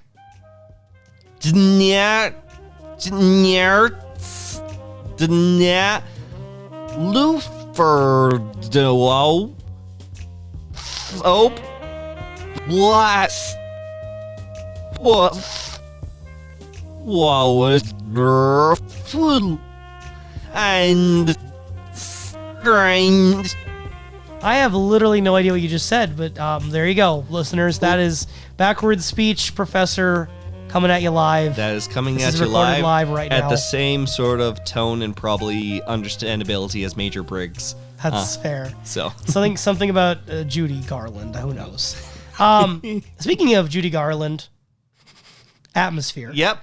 So on Hit me. all of these E to A collection Blu-rays, there is a really, really good setup done with the background imagery and audio in the main menu before you actually play anything. For every disc. For every disc, all 10 of them for the main line. We haven't got to the return ones yet, obviously for spoiler reasons, but the main series, OG series, excellently done. Mm-hmm. And we ended up looking at the disc 10, and they have a special feature where you can look at all the atmospherics. You And even have the loop option 'em. of looping them, which I Forever. find to be really, really cool. How many menus let you do that in a DVD or Blu-ray? Let you go back and look at all the menus. It's really, really cool. And when we get to the credits here in a moment, they credit who does that too. So I really appreciate the attention to these atmospherics. I thought they were all really good. It was a team that did. The multiple people. I'm gonna go through and just say what they all are. If you don't want to hear this, skip forward like 10 seconds or 20 seconds or Yeah, something. it's like opening up a present for each of the discs. So yeah, it's kind of like those advent calendars, right? Where you candy in each day or something. So skip this if you don't want to hear these in case you're looking at the Blu-ray later. But actually, now I'm thinking about it, you can't really skip 20 seconds. We're going to talk about each of these. So Yay. I don't know, just don't listen to this part. Just tune us out. Tune us out. Just tune us Anyway, out. so Saw those logs. First one is trees/woods. With just a mysterious and fascinating sort of tone lingering in the background. I like this as the first disc. It doesn't really reveal a lot. It sets the idea of the woods as the setting. It's a good way to introduce yourself to the mystery of Twin Peaks without necessarily giving away any of the plot at all. Yes. It's my second favorite. Second favorite. Okay, well, there's plenty more to go from that one. Was this one of your favorites? But there's 10 options, so I will say at the end. Okay. Next is Pie, Pie. It's a bit which more... it does give you more character dialogue, so there might be some spoilery It's things there. way more jovial than the last. There's Cherry Pie noted both just verbally all the time. It is a bun, bun sort of energy. In Bun, there. bun. Yep, bun, bum. Then there's Signs and Places. I like how this one uses a variation of Harold's theme song. I think it's like a Harold theme, but it's like Josie's Recollections or something. There's like a weird name for this one when I looked it up. But I really enjoy Harold's theme and the variations on it. So Yeah, no, I was cool for this mysterious sound with the Signs and Places. Yeah, there's ominous synths that sort of play in the background as we get to see highlights of the Double R, Big Ed's, Twin Peaks High For me, School. this feels the most random of the themings. It's not like bad, but like it's not as consistent as Pie or Trees. And then there's the Great Northern and the veterinarian's office and bars and the bookhouse. Like, there is a theme, but And then there's One-Eyed Jacks. yeah. Next one is Coffee. It's back to fun snaps. Doom, tick, boom, tick, boom, tick, boom, tick. You're doing that a lot in this podcast, like mimicking music. Yeah, it's fun. It's good. It's fun talking. Next one is Notes. I like how cool this is like a less obvious theme, but it is throughout the whole show. Mystery since again. So I like the notes. We have to get to Bob. Next one is Water. This one has a sort of calm simplicity to it. You have the main Twin Peaks theme song. Yeah. One thing I don't like about the Water one, though, is a very small nitpick. Mm-hmm. The last thing that happens before it loops is that it briefly shows Laura wrapped in plastic by the water and then fades. It's so quick, too. It's so quick, and that's kind of why I don't like it as much, is I feel like everything else has a really steady, even pace. And then I get the thematic fun of it just being a quick snapshot, but I feel like when I'm watching the loop, it's just kind of like jarring and then just leaves and then we're back to the actual loop again. Yeah, I think that I like that jarring nature because it's almost as if like it's actively trying to hide something at that point, but still enough in plain view. Because this would probably be my third favorite if it wasn't for that. Like that's the main thing holding it back for me. At least we got that classic Twin Peaks opening strama. We're back to Then the there's classics. Donuts, which that one importantly contains the audio clip of I have no idea where this will lead us. It's got that skib-a-dib-a-dib-a-dab sort of like music to it. It does totally have that. Skib-a-dib-a-dib-a-dab. And I gotta say, I really enjoy the sort of mukbang appeal that Truman has when, like, he's stuffing his face. He's fully engaging in Donut. Like, if I had to rate, like, people who consume donuts in Twin Peaks, Truman is most certainly on the top. I mean, he's one of the characters we see eat donuts. Get that donut, hey, Truman. Honestly, it's like half the budget at the sheriff's station, just like seeing like the sheer quantity of donuts. And then we have an owl disc. It's all the owls that are in the series. The gratuitous amount of owlry happening in this series. Yeah, and guess what? Guess what, Kalil? What? Guess what? It says the line. Cooper says the line. Wonderful and strange. It's wonderful and strange, Cooper. No. I have that down in my notes as the donuts. That's why I said it was in the donut episode. The donut atmospheric. Khalil, think about this for about 5 seconds, Khalil. What? Khalil, why would he say that the donuts are wonderful and strange? I don't know. Between the donuts and the owls. You're either saying that this doesn't make sense or I took my notes wrong. Khalil. Yeah. Khalil. I think we all know what happens. Okay, so maybe the owls was the wonderful and strange one. I don't know. Either way, too many owls for me. Yeah, it's flashy. It's disorienting throughout. It is an owl of a time. This is probably the one I remember. I remember seeing a lot of that one, though, in when we were watching this. I don't know if we took a long time on that disc or there was a lot of episodes. We just kind of let things play in the background as Yeah. we talked about it, which, believe it or not, the end of the series, that can happen. The next one is The Ring, which I believe is for the Fire Walk With Me disc. It is hardly audible for the atmosphere. Ominous ambient music, a lot of red room shots. There's a part where it shows Teresa like alive and then just cuts to her like autopsy close-ups. This is my favorite of the atmospherics. Very good. I like how quiet it is. I like how ominous it is. If you're going into Fire Walk With Me, it is extremely urgent but creeping at the same time without really telling you any connection of what you're looking at. I think it's a good culmination of just the oddity and power of something like The Ring. I don't know. It's good. And then the last one is The Red Room, which is used for like the bonus disc number 10. Back to Deep Strum, we've got flashes of light throughout, which is heavily disorienting while Cooper wanders. And there's just so much flashing. If there's one thing that I can imagine Twin Peaks or the DVDs getting in trouble for, Yeah, epilepsy warning. Epilepsy warnings. Like, it is horrifyingly, like, in your face about it. I guess I don't, as someone who doesn't struggle with that, I don't find it horrifying. I just find it a bit strange and maybe a bit irresponsible that it wasn't in some way marked. Not that it's one person's blame, but it does feel like there should be something mentioned at the beginning. Like when you first boot up the Blu-ray disc, there should probably be a little note on that. I don't know. I feel like there's room for it. Yeah, so going back, my favorite two, my number one favorite is The Ring. My number two favorite is The Trees and Woods. One at the very start, and then one near the ending for the atmospherics. What would you say are your favorite atmospherics? I would say that for humor-related reason, the Donuts is just so good. The one where they say I have no idea where this will lead us? That one? No, it's not. No, stop. Yeah. Might have been. No, it's stuffing faces of donuts, just talking about donuts, having a good time with donuts. I think that's more endearing than the cherry pie moments from the other disc. I think that the one that's my favorite, just because of how it feels, is probably the Red Room of the final disc. Just because, again, it's so frustrating to look at. It's hard to look at. But at the same time, that's kind of its appeal. Okay. Yeah, that's fair. Last thing on there is the credits, which doesn't roll the credits for the movie or for the series. It instead goes over who actually put together the Z to A collection. Yep, it's the sort of DVD, Blu-ray sort of compilation. I believe that it is the Z to A, and potentially, if there was another way of processing it, I'm not entirely sure. But we have all sorts of individuals that sort of like put together these atmospherics, the restoration, the menu designers.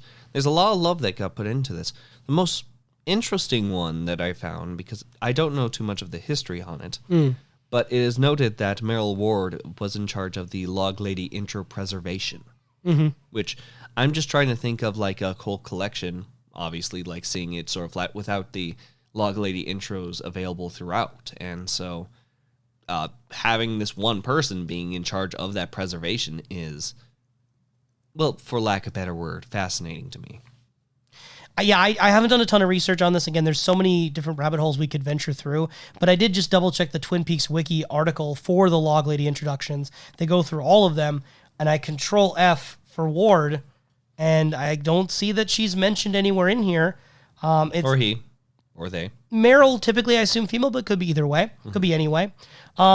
all that's really said here for production staff is Catherine Coulson, uncredited as Margaret Lanneman, written and directed by David Lynch, uncredited. It doesn't say how they came to be or where they're from. So it sounds like you kind of got an unsung hero there in Meryl Ward. Except sung deep within the depths of the credits menu. Need to be sang louder. Meryl Ward, you preserve the long lady intros. I also enjoyed the credits being given to Asymmetrical, which, if you've checked out our short films podcast episode, we talk about Asymmetrical as a company very briefly. Asymmetrical. So, Professor, I told you, honestly, forthright, I was struggling for a wonderful and strange question of the week, and I put the pressure on you. I took the hot plate of simmering tension and mystique, and I threw the plate at you. I took the frying pan, and I splashed the greasy hot oils on your face, Yes. boiling your skin alive.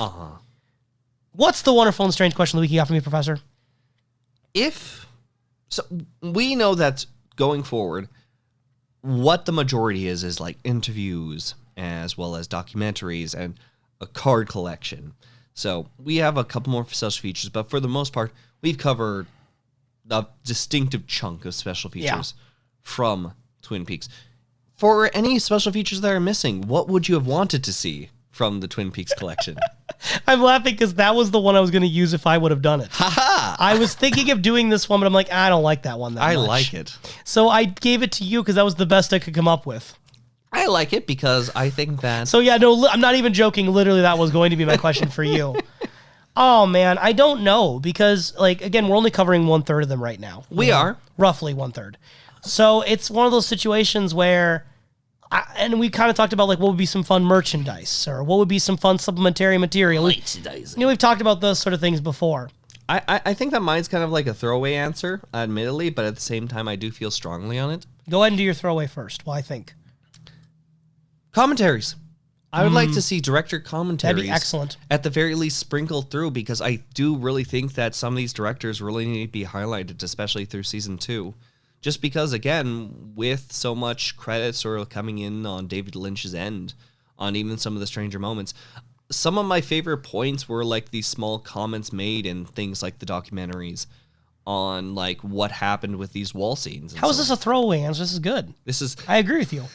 It's an easy one to want. Yeah, no, that's because it's good. I'll just give a dumb answer then, because you gave a good one. I think yours is the correct answer for me as well. So what I'll say is that I think we need to have more / any Blu-ray DVD menu games.